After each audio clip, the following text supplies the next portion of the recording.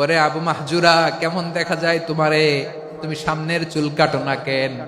আবু মাহজুরা বলে, আমি হাঁটু গেড়ে পেয়ারা নবীর সামনে বসেছিলাম, আমার এই মাথার চুলের মধ্যে মুবারক হাত লাগিয়ে বিশ্বনবী নিজে আমাকে আজানের প্রতিটা বাক্য শিক্ষা দিয়েছেন। বিশ্বনবীর মোবারক হাত, পবিত্র হাত আমার মাথার চুলের যে জায়গায় লেগেছে, আমি চাই ওই চুলগুলা নিয়ে আমি আমার কবরের ভিতরে যাব। সাইয়েদনা আবু মাহজুরা রাদিয়াল্লাহু তাআলা আনহু ইন্তেকালের আগের পর্যন্ত মাথার সামনের চুলগুলা কাটে নাই। আজারি সাহেবের আগমন আদ-দ্বীন ফাউন্ডেশনের পক্ষ থেকে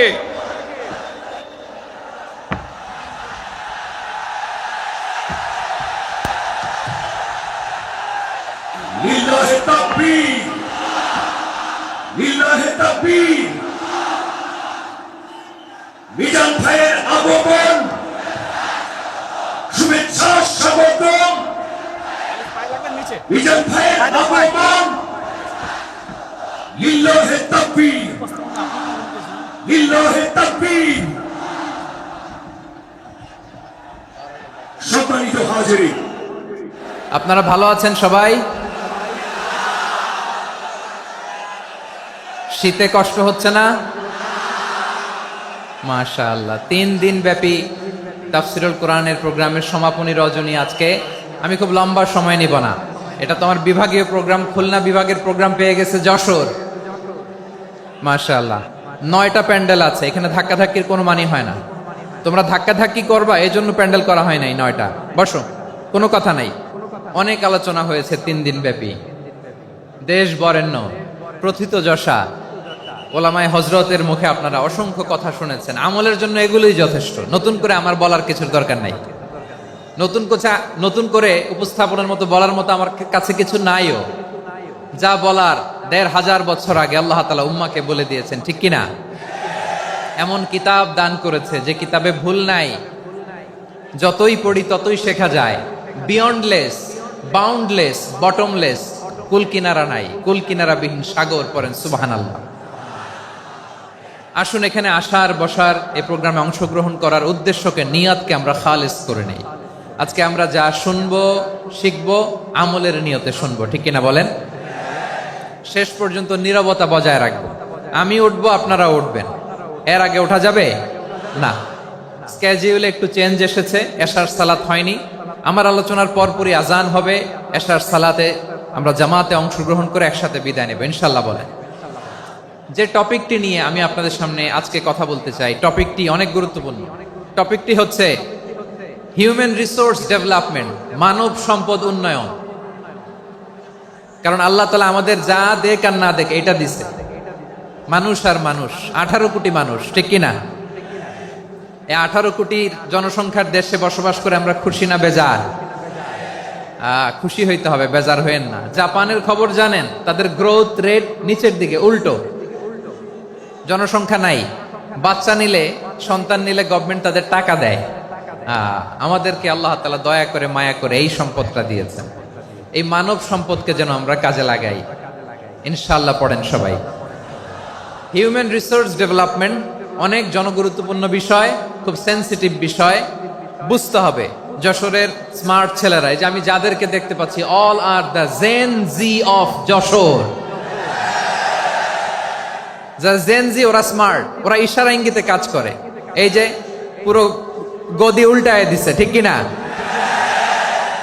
24-এর ছাত্র নাগরিক অভ্যুত্থান আমাদের দেখিয়ে দিচ্ছে কিভাবে চোখের ইশারায় গদি উল্টে দিতে হয়। তো জেনজিদের নিয়ে বসেছে, ওরা তো স্মার্ট, ওরা ডিস্টার্ব করবে না। মেহরবানি করে আমার সাথে কানেক্ট করো, 1 to 1, brain to brain, eye to eye, eye contact করো আমার সাথে। তাকাও, কষ্ট হলো আমার দিকে তাকাও, আওয়াজ করা যাবে না, আমার দিকে তাকাও। প্রিয় ভাইয়েরা, হিউম্যান রিসোর্স ডেভেলপমেন্টের ব্যাপারে কিছু কথা বলবো। এই যে আমাদের বিশাল জনসংখ্যা, এই জনসংখ্যাকে কি করে জনসম্পদে রূপান্তরিত করা যায়, এ ব্যাপারে কথা বলবো। আমি সূরাতু বনী ইসরাইলের 70 নম্বর আয়াত তেলাওয়াত করেছি। এই আয়াতের আলোকে কিছু কথা আমি আপনাদের সামনে বলবো। আল্লাহ তাআলা ইরশাদ করছেন, ওয়ালাকাদ কাররামনা بني آدم وحملناهم في البر والبحر ورزقناهم من الطيبات وفضلناهم على كثير ممن خلقنا تفضيلا পড়েন আল্লাহু আকবার। রব্বুল আলামিন বলেন ওয়ালাকাদ কাররামনা বানি আদম, আমি বনি আদমকে সম্মানিত করেছি, বনি আদমকে মর্যাদা দিয়েছি। ওয়া হামালনাহুম ফিল বাররি ওয়াল বাহর, বনি আদমকে জলে স্থলে স্থলে এবং সমুদ্রে চলাচলের বাহন দিয়েছি। ওয়া রাযাকনাহুম মিনাত তাইয়্যিবাত, তাদেরকে পবিত্র রিজিকের বন্দোবস্ত করেছি। ওয়া ফাদ্দালনাহুম আলা কাসীরিম মিম্মান খালাকনা তাফদীলা, আর আমি আল্লাহ যাদেরকে সৃষ্টি করেছি তাদের মধ্য থেকে বনি আদমকে আমি শ্রেষ্ঠ বানিয়েছি। আমরা শ্রেষ্ঠ, আমরা আশরাফুল মাখলুকাত। আমরা কি এই যে এমনি চিল্লাচিল্লি করে জিজ্ঞেস করলে বলে না, আমরা আশরাফুল মাখলুকাত। আমরা কি শ্রেষ্ঠ, সবার চেয়ে সেরা। আমাদের মতো করে আল্লাহ কাউকে বানায় নাই। দুই পায়ে ভর করে শির দ্বারা এরকম স্ট্যান্ড রেখে মাথা উঁচু করে দাঁড়াতে পারে এরকম কোন প্রাণী পৃথিবীতে আছে?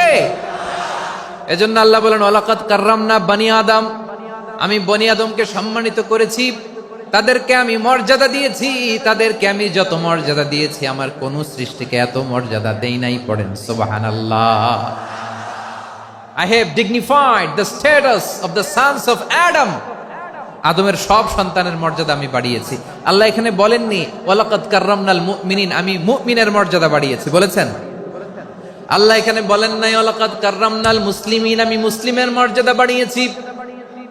আল্লাহ বলেছেন ওয়ালাকাদ কাররামনা বানি আদম, আমি বনি আদমের সম্মান বাড়িয়েছি। হোক সে মুমিন কিংবা কাফের, মুসলিম কিংবা মুশরিক, আস্তিক কিংবা নাস্তিক, আরব কিংবা অনারব, যেই হোক না কেন আদম সন্তান সবগুলার মর্যাদা বাড়ায় দিয়েছে কে? সবার মর্যাদা আল্লাহ বাড়িয়েছে। মানুষ হিসেবে মর্যাদা। বিশ্বনবী সাল্লাল্লাহু আলাইহি ওয়াসাল্লাম ইহুদির লাশ দেখে দাঁড়িয়ে গেলেন। কার লাশ? আমার যশোরের ভাইয়েরা আওয়াজ করে বলুন, কার লাশ? ইহুদির লাশ দেখে দাঁড়ায় গেলেন। সাহাবারা বললেন ইয়া রাসূলুল্লাহ, আপনি দাঁড়ালেন যে, এটা তো ইহুদির লাশ। বিষ্ণু বললেন আওয়ালাইসাত নাফসান, এটা কি মানুষ নয়? এটা হোক ইহুদি হোক খ্রিস্টান, এটা তো মানুষ। আমি মানুষ দেখে দাঁড়িয়েছি। আই স্যালিউট দ্য হিউম্যানিটি, আমি মানবতাকে সম্মান করেছি। পড়েন সুবহানাল্লাহ। তাহলে এই জমিনে মানুষের মর্যাদা বেশি, হোক আস্তিক হোক নাস্তিক, হোক মুমিন কিংবা কাফের। আদমের সন্তান হলে, মানুষ হলেই তার মর্যাদা বাড়িয়েছে কে? আমার কলিজার টুকরা যশোরের ভাইয়েরা, মানুষের মর্যাদা আল্লাহ এত বাড়িয়েছেন, মানুষ জীবিত থাকলেও যেমনি মর্যাদাবান, মরে গেলেও মর্যাদাবান। সুবহানাল্লাহ পড়েন। মানুষ মরে গেলে এই ডেড বডিটা কি হয়? পচে যায়, গলে যায়, মাটির সাথে মিশে যায়। তাই বলে আপনি ডেড বডির সাথে যাচ্ছে তাই করতে পারবেন না। পারবেন?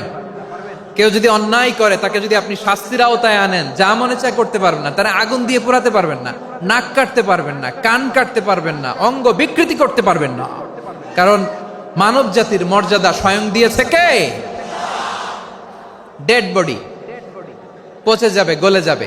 তারপরে ইসলাম বলে না, খবরদার, এই মরা লাশটারও একটা মর্যাদা আছে না নাই? ইসলাম বলে এই লাশটা গলে যাবে, পচে যাবে, কিন্তু এটার অমর্যাদা করো না। কর্পূর দিয়ে, খেজুর পাতা দিয়ে এটাকে ওয়ার্ম ওয়াটার দিয়ে, গরম পানি দিয়ে ধৌত করো। সাদা শুভ্র ধবধবে কাপড় দিয়ে লাশটাকে তুমি কাভার করো। তারপরে খাটিয়ার মধ্যে লাশটাকে রেখে বিশাল একটা প্রোগ্রাম করো, একটা ফিউনারাল প্রোগ্রাম করো। ওই প্রোগ্রামের ডানে বায়ে পেছনে লাশটারে রাখলে হবে না, প্রোগ্রামের একেবারে সামনটাতে তুমি লাশটাকে রাখো। সুবহানাল্লাহ।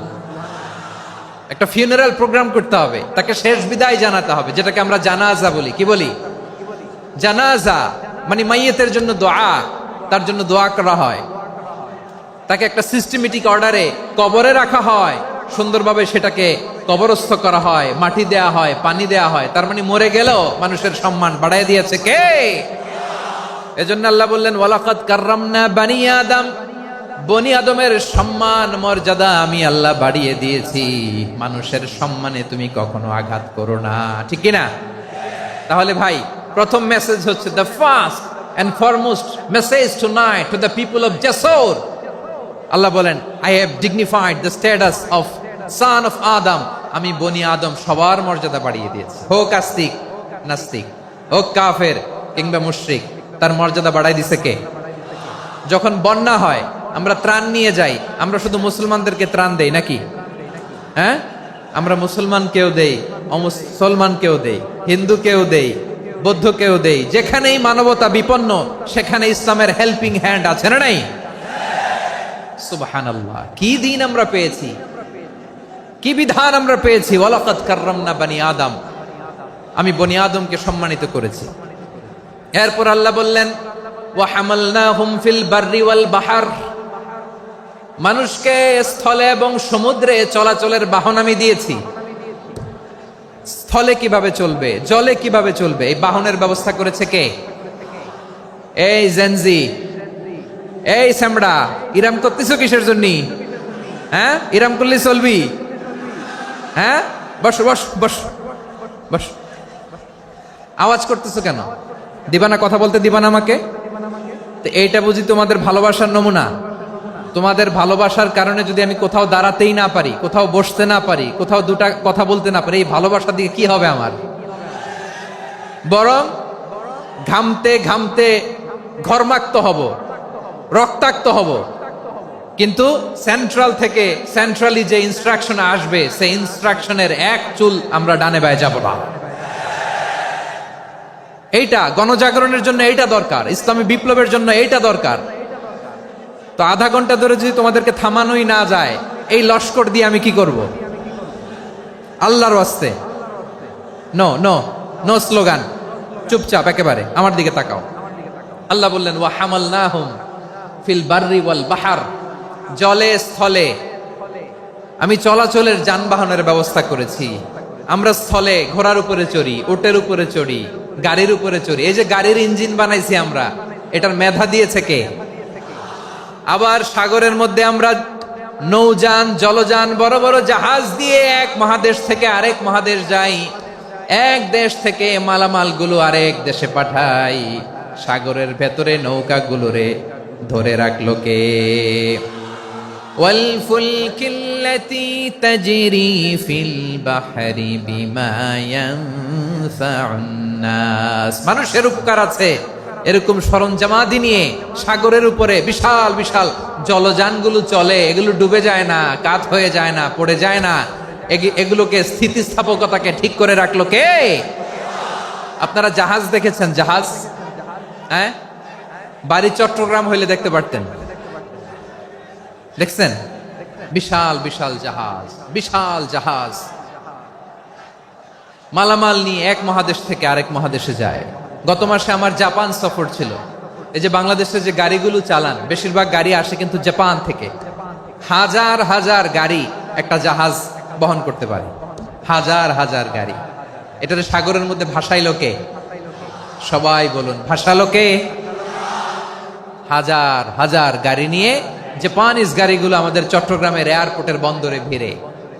যুক্তরাষ্ট্রে আমি দেখেছি বিশাল বিশাল জাহাজ। আপনারা টাইটানিক জাহাজের নাম শুনেছেন?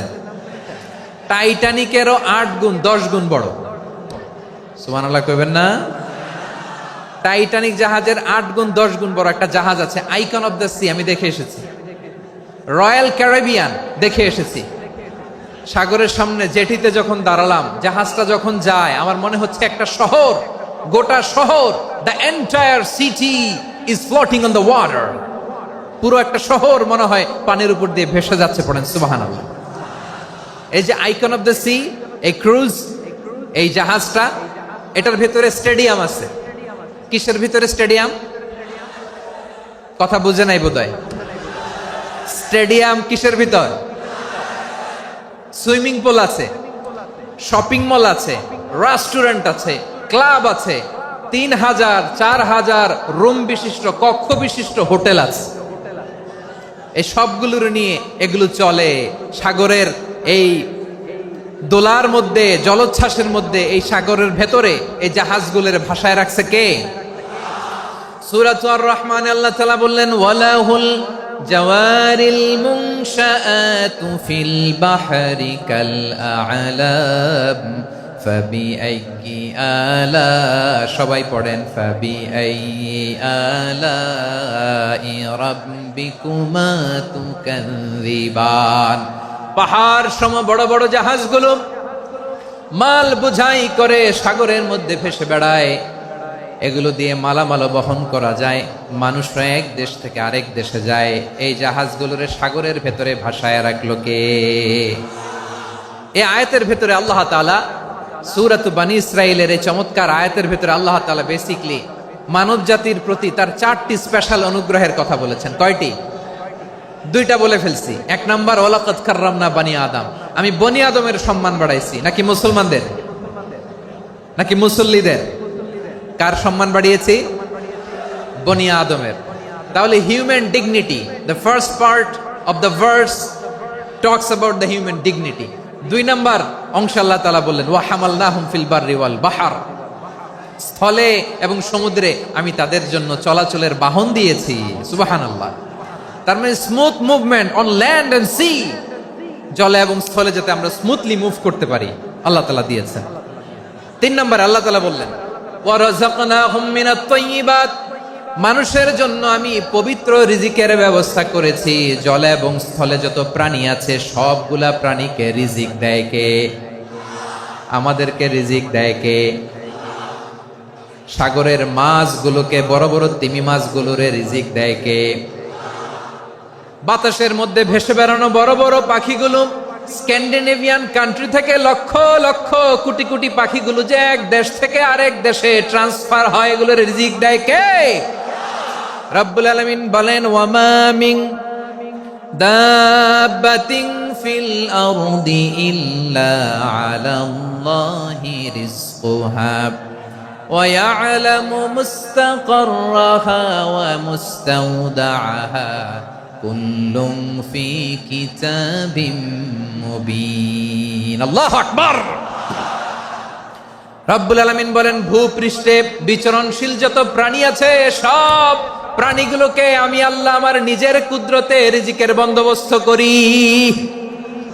এই প্রাণীগুলো কোথায় থাকে, কোথায় যায়, সব জায়গায় আমি রিজিক পৌঁছে দেই। রিজিক কেউ দিতে পারে না, রিজিকের মালিক কে? রিজিকের মালিক তিনি আল্লাহ। এজন্য আল্লাহ তাআলা বললেন ওয়া রাযাকনাহুম মিনাত তাইয়্যিবাত। এরপরে আল্লাহ বললেন ওয়া ফাদ্দালনাহুম আলা কাসীরিম মিম্মান খালাকনা তাফদীলা।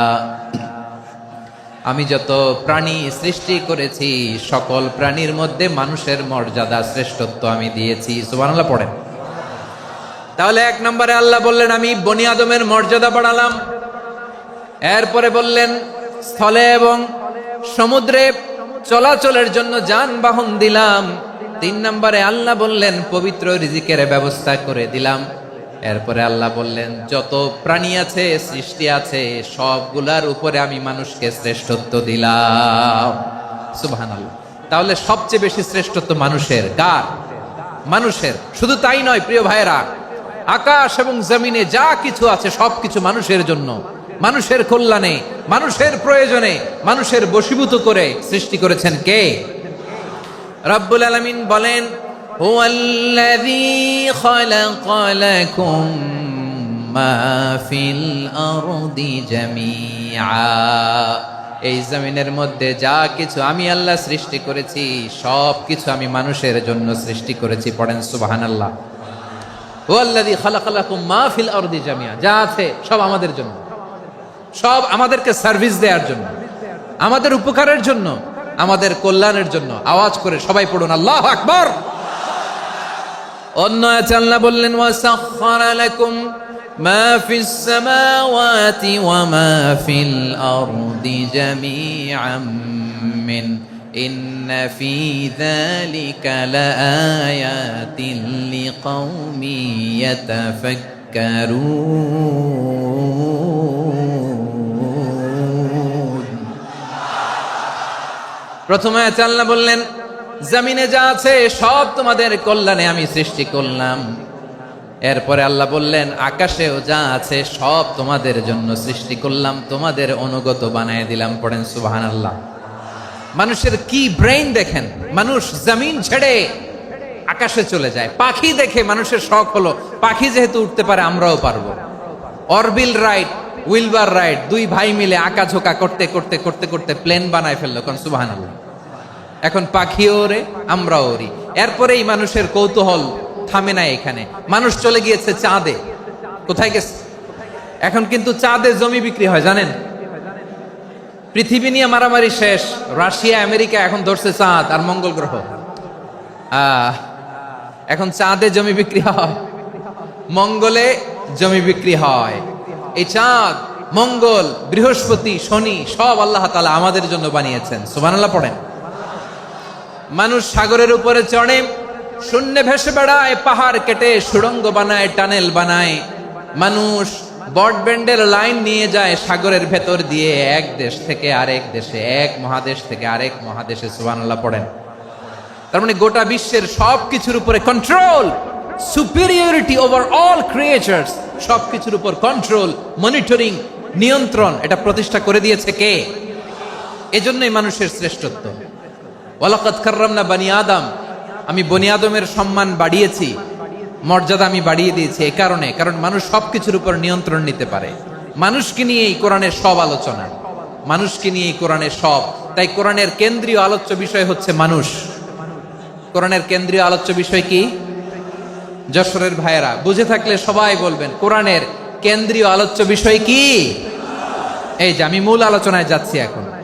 কেন মানুষ কোরআনের কেন্দ্রীয় আলোচ্য বিষয়? এই যে ভাইয়েরা, এই যে হাত জোর করে, এই যে Jessore Gen Z, the smart people of Jessore, হাত জোর করে বলতেছে, হাত জোর করে তোদের কাছে আল্লাহর দোহাই লাগে, স্টপ স্টপ।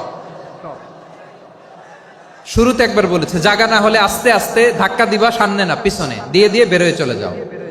এলইডিতে দেখো, এই যে এই যে আল্লাহর ওয়াস্তে জায়গা না হলে ওদিকে যাও। কোরআনের মাহফিলে বিশৃঙ্খলা, এটা কাফিরদের আলামত।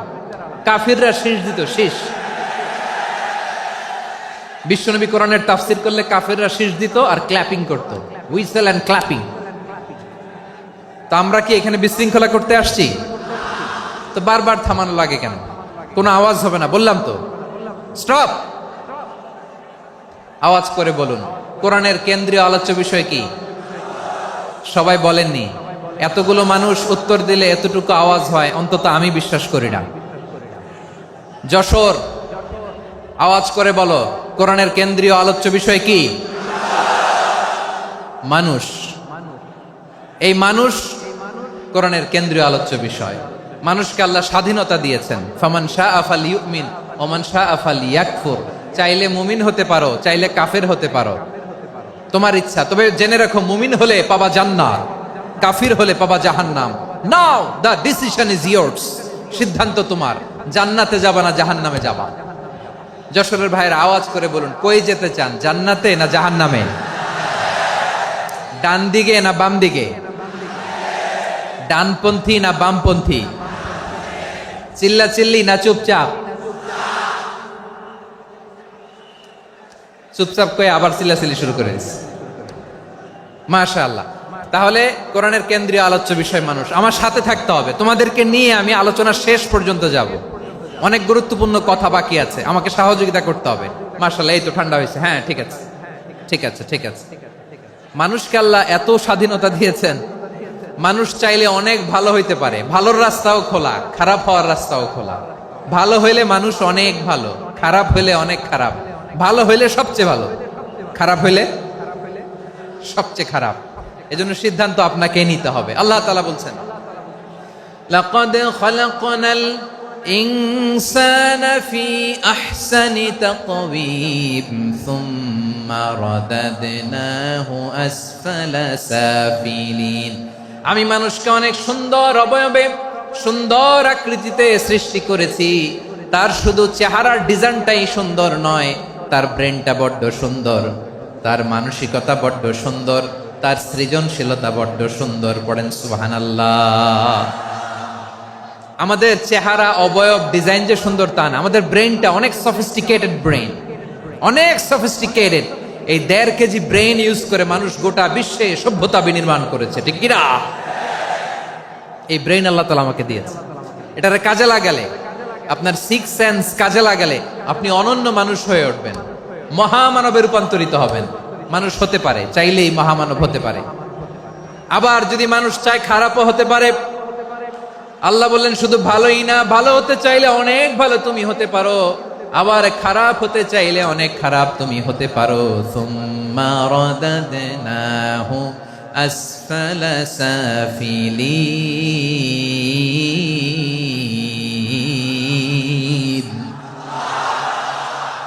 খারাপ হলে একেবারে খারাপ হতে পারো, নিকৃষ্ট হলে একেবারে নিকৃষ্ট হতে পারো, ভালো হলেও ভালো হতে পারো। কোন সুবহানাল্লাহ। এবার আওয়াজ করে বলুন, ভালো হতে চাই না খারাপ? শ্রেষ্ঠ না নিকৃষ্ট? মানুষ ভালো হলে মানুষ ফেরেশতার চেয়েও ভালো, মানুষ খারাপ হলে সে পশুর চেয়েও খারাপ। কথা ঠিক কিনা বলেন? ভালো হলে ফেরেশতার চেয়েও ভালো, খারাপ হলে পশুর চেয়েও নিকৃষ্ট। তার মানে শ্রেষ্ঠত্বে মানুষ, শ্রেষ্ঠত্বে ফেরেশতাকে হার মানায়, আর অধপতনে শ্রেষ্ঠত্বে ফেরেশতাকে ছাড়িয়ে যায়, আর অধপতনে পশুকেও হার মানায়।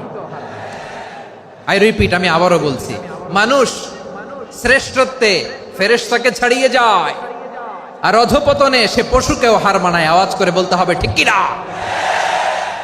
এটার প্রমাণ কি? মানুষ শ্রেষ্ঠ হইলে যে ফেরেশতার চেয়েও সেরা, তার প্রমাণ কি? আল্লাহ তাআলা বলছেন, ওয়া ইয কুলনা লিল মালাইকাতি ইসজুদু লি আদম ফাসাজাদু ইল্লা ইবলিস আবা ওয়াস্তাকবারা ওয়া কানা মিনাল কাফিরিন।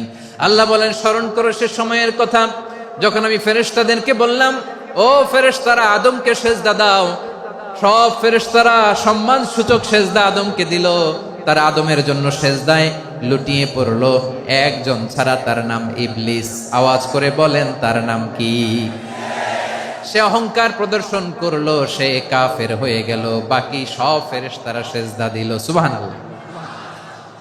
আবার আদম আলাইহিস সালামকে আল্লাহ জিজ্ঞেস করলেন, সব বলে দিল উত্তর, কিন্তু ফেরেশতাদেরকে একই প্রশ্ন জিজ্ঞেস করলেন, তারা উত্তর করতে পারে নাই। তার মানে এর মধ্য দিয়ে প্রমাণিত হয়, মানুষ ভালো হলে ফেরেশতার চেয়েও ভালো, ফেরেশতার চেয়েও মানুষের মর্যাদা বাড়িয়ে দিয়েছে কে? সব নূরের ফেরেশতা যখন মাটির আদমকে সেজদা দেয়, এটা প্রমাণ করে ফেরেশতার চেয়েও মানুষের মর্যাদা বাড়িয়ে দিয়েছে কে?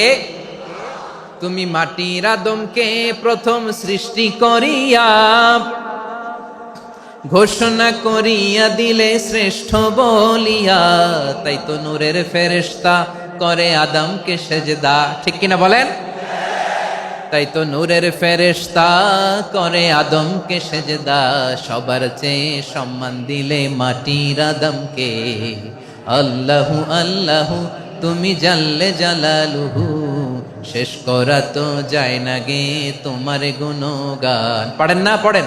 আল্লাহু আল্লাহু তুমি জাল্লে জালালুহু, শেষ করা তো যায় না গে তোমার গুণগান। আল্লাহু আল্লাহু। আল্লাহু আকবার। আদমের মর্যাদা বেশি, মানুষের মর্যাদা বেশি, মানুষ শ্রেষ্ঠ, তার প্রমাণ নূরের ফেরেশতা মাটির আদমকে সেজদা করে। আওয়াজ করে বলেন ঠিক কিনা? তাহলে মানুষ ভালো হলে ফেরেশতার চেয়ে ভালো, আবার মানুষ যদি খারাপ হয় সে পশুর চেয়েও খারাপ, অধপতনে পশুত্বকে হার মানায়। তার প্রমাণ, তার প্রমাণ কি? তার প্রমাণ হচ্ছে যশোরের ভাইরা দেখবেন পত্রিকায় নিউজ পেপারে মাঝে মাঝে এরকম দেখা যায়, এক মানুষ আরেক মানুষকে হত্যা করে 20 টুকরা করে বস্তার ভিতরে ভরেছে। আপনারা এই নিউজ পড়েন নাই না? দেখেন নাই? দেখছেন? মানুষ মানুষকে হত্যা করে কয় টুকরা? জোরে বলেন। এখানেই ক্ষান্ত হয় না, আবার কোথায় ভরছে? বস্তার ভেতরে। আচ্ছা, বুঝে থাকলে আওয়াজ করে বলেন, কোনদিন শুনছেন একটা হাতি আর একটা হাতিকে হত্যা করে 20 টুকরা করছে, এরপরে বস্তার ভিতরে ভরছে? হয়েছে? তাহলে দেখেন, মানুষ যদি খারাপ হয় সে পশুকেও হার মানায়। চিল্লায় বলো ঠিক কিনা?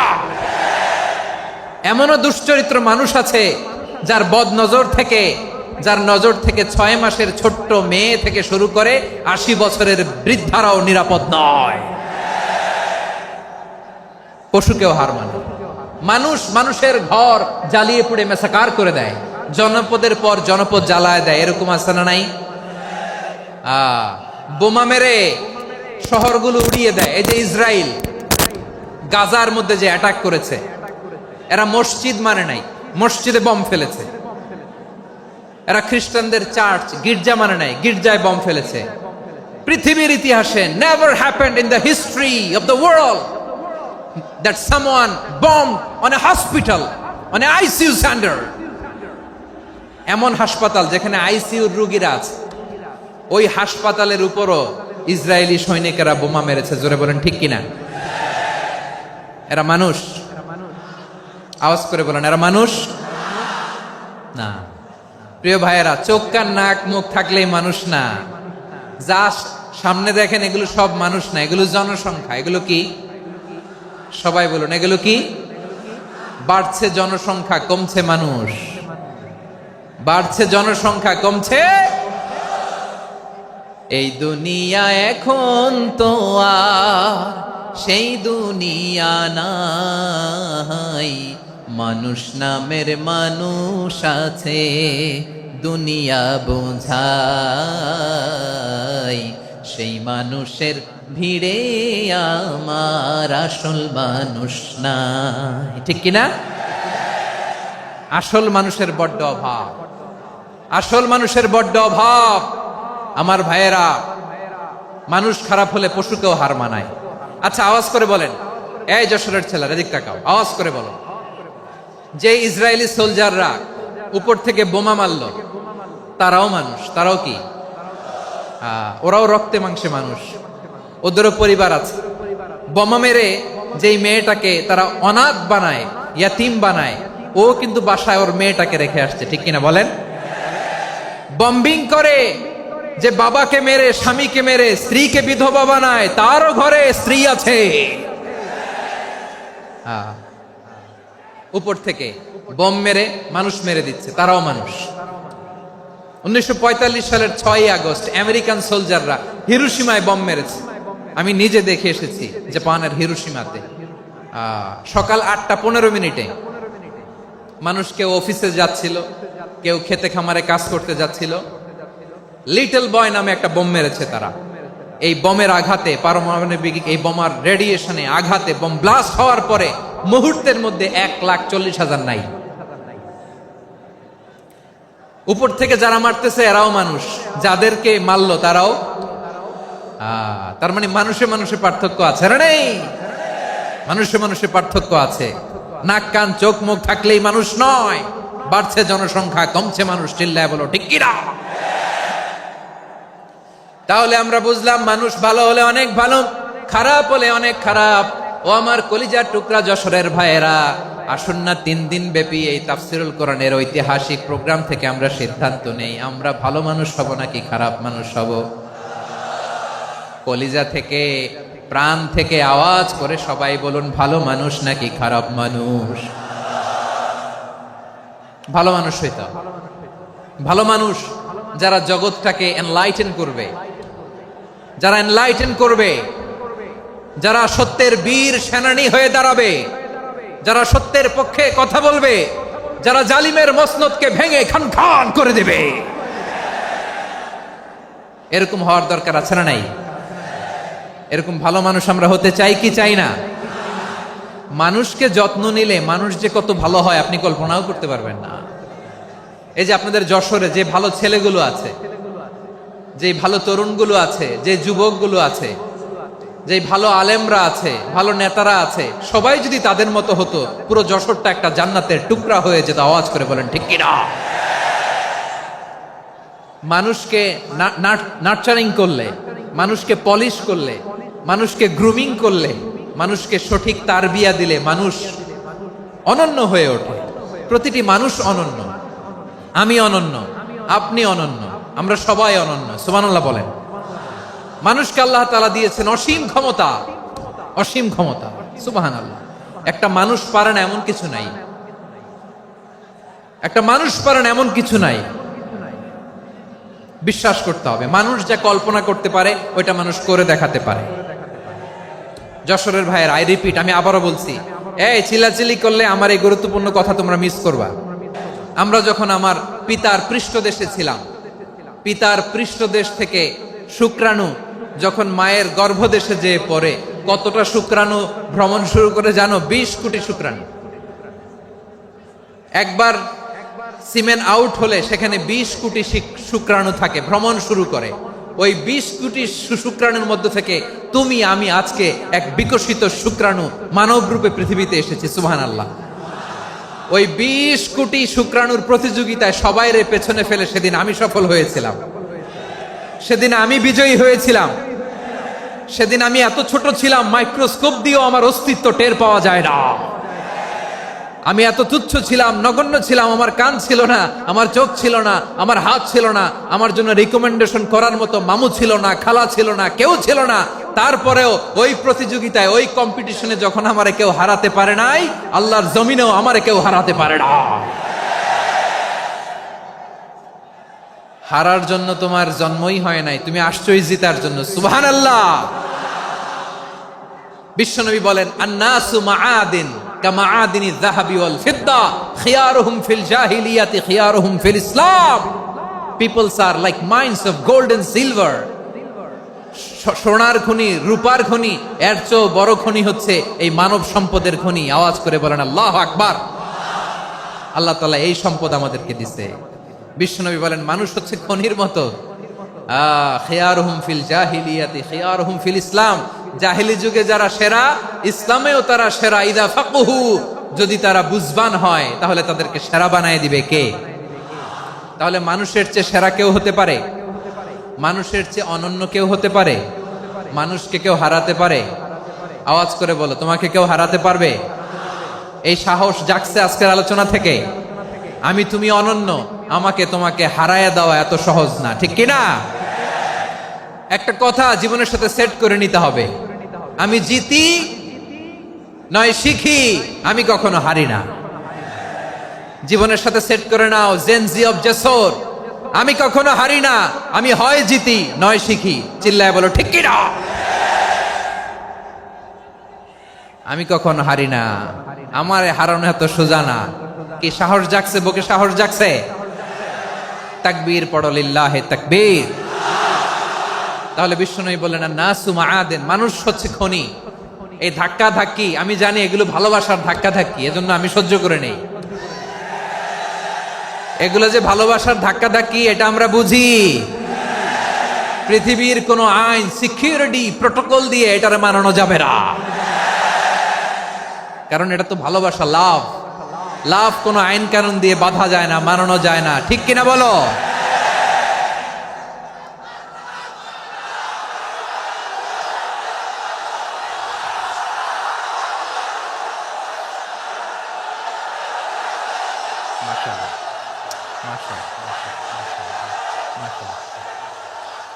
ঠিক আছে, বসুন বসুন বসুন। আল নাসু মাআদিন, মানুষ হচ্ছে খনি। এই খনির যত্ন নিতে হবে। আমার মা বাবা যারা এসেছেন, আপনার ছেলে মেয়ের যত্ন নেন। আপনার ছেলের মধ্যে যে কি পটেনশিয়াল আপনি জানেন না। আপনার এই ছোট্ট অবুজ ছেলেটাই আগামী দিনের শায়েখ আহমদুল্লাহ হবে। আপনার হেফজখানায় পড়া ওই ছোট্ট ছেলেটাই আগামী দিনের আল্লামা মামুনুল হক হবে। আপনার ওই ছেলেটা আমির হামজা হবে, আব্দুল হাই সাইফুল্লাহ হবে। এভাবে বড় বড় আলেম হবে, তারা যুগশ্রেষ্ঠ আলেম হবে। সেই একদিন এই বাংলাদেশের পার্লামেন্টে যে বক্তব্য দিয়ে যশোরের পক্ষে কথা বলবে। আপনি জানেন না, কাউকে ছোট করবেন না আপনি। ওর কনফিডেন্স আপনি কমাবেন না, আপনি কমাতে পারেন না। প্যান্ডেলে আমার যে মা বোনেরা আছেন, ছেলে মেয়েদেরকে কখনো ছোট করে কথা বলবেন না। ও যে কোথায় যাবে আপনি জানেন না। আপনি মা হয়ে তাকে সাহস দিবেন, তার কল্পনার জগৎটাকে সাজাতে তাকে উৎসাহিত করবেন, ঠিক কিনা বলেন? আর আমার প্যান্ডেলের আমার প্রিয় শ্রদ্ধাশীলা মায়েরা বোনেরা, আপনারা তো আরো দামি সম্পদ। বিশ্বনবী বলেন, আর দুনিয়া কুল্লুহা মাতা। আল্লাহ আল্লাহ আল্লাহ, বিশ্বনবীর কথার ওজন দেখেন, আর দুনিয়া কুল্লুহা মাতা ওয়া খায়রু মাতা'আদ দুনিয়াল মারআতুস সালিহা। বিশ্বনবী বলেন, দুনিয়ায় যা দেখো সব আল্লাহর দেওয়া অ্যাসেট, মানে সম্পদ। আর এত অ্যাসেটের ভিড়ে সবচাইতে শ্রেষ্ঠ সম্পদ হচ্ছে নেককার নারী। সুবহানাল্লাহ। ভাইয়েরা বোনের সাথে খারাপ আচরণ করো না, সন্তান মায়ের সাথে খারাপ আচরণ করো না। আমাদের মায়েরা আমাদের asset, they are our priceless asset. কারণ এই মায়েদের পেটে এসেছে আল্লাহর ওলিরা, এই মায়েদের পেটে এসেছে খান জাহান আলী, এই মায়ের পেটে এসেছে শাহজালাল ইয়ামানি, এই মায়ের পেটে এসেছে আল্লাহর সব নবীরা। নাকি নবীরা আকাশ থেকে ধপ করে জমিনে নেমে আসছে? মায়ের পেটে আসছে। এই মায়ের পেটগুলো খনি। আমার সম্মানিতা মায়েরা বোনেরা, নিজেকে ইসলাম দিয়ে সাজান, নিজেকে ইসলাম দিয়ে সাজান, নিজেকে পবিত্র রাখুন, নিজের আব্রু ইমান ইজ্জতের হেফাজত করুন, কোরআন পড়ুন, সুন্নাহ পড়ুন। আপনি জানেন না আপনার গর্ভে কে আসছে, কোন ক্ষণজন্মা পুরুষকে আল্লাহ তাআলা আপনার গর্ভে পাঠাবে আপনি জানেন না। মায়েরা নিজেদেরকে পবিত্র রাখুন, ইসলাম চর্চা করুন, কোরআন চর্চা করুন, নৈতিকতা দিয়ে নিজেকে সাজান। যশোরের জেনজি, নিজেদেরকে প্রস্তুত রাখো আগামীর বাংলাদেশের জন্য। নৈতিকতা, মোরালিটি, ভ্যালিউজ দিয়ে নিজেকে সাজাও, ইসলাম দিয়ে নিজেকে সাজাও। কারণ আগামীর বাংলাদেশ ইসলামের বাংলাদেশ। বাংলাদেশের আসল পরিচয় ইসলাম। বাংলাদেশের আসল পরিচয় কি? সবাই বলে না। বাংলাদেশের আসল পরিচয় কি? এই ইসলাম নিয়ে আমরা সংসদ ভবন সাজাবো, রাজি আছি না নাই? শেকড় ভুলে যাওয়া যাবে না। আমরা ধাপে ধাপে শারিয়া আইনের দিকে যাব ইনশাআল্লাহ, কিন্তু জঙ্গিবাদ দিয়ে নয়, কট্টরপন্থা দিয়ে নয়। আমরা ইন্টেলেকচুয়ালি, গ্রাজুয়ালি, ধাপে ধাপে শারিয়া আইনের দিকে মুভ করব ইনশাআল্লাহ। বলো লিল্লাহি তাকবীর। এদেশের আসল পরিচয় সবাই বলে না, আওয়াজ করে, এদেশের আসল পরিচয়। এদেশে আজান শুনে সূর্য ওঠে শহর গ্রামে, এদেশে আজান শুনে সূর্য ডুবে সন্ধ্যা নামে, এদেশে সকল কাজে সবাই বলে বিসমিল্লাহ, এদেশে ভালো কিছু দেখে শুনে হাসি মুখে সবাই বলে মাশা আল্লাহ।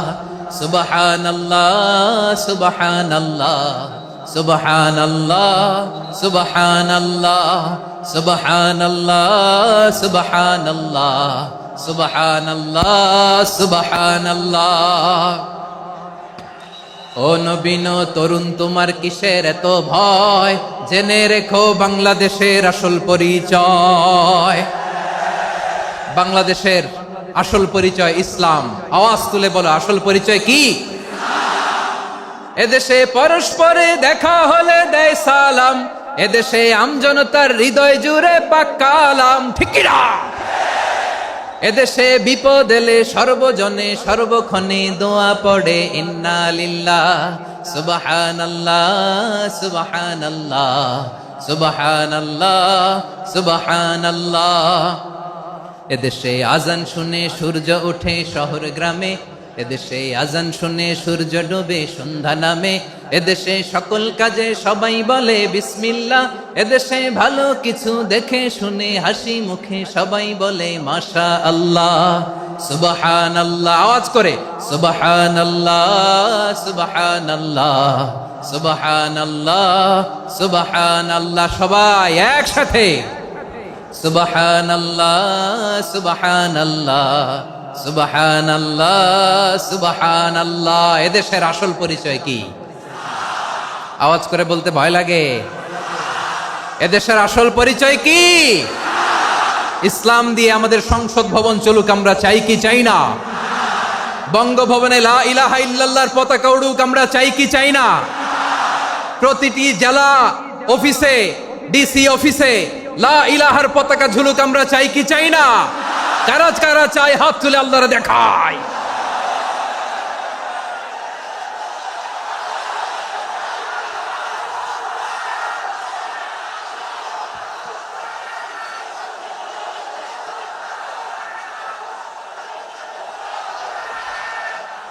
মাশাআল্লাহ, মাশাআল্লাহ, মাশাআল্লাহ, মাশাআল্লাহ।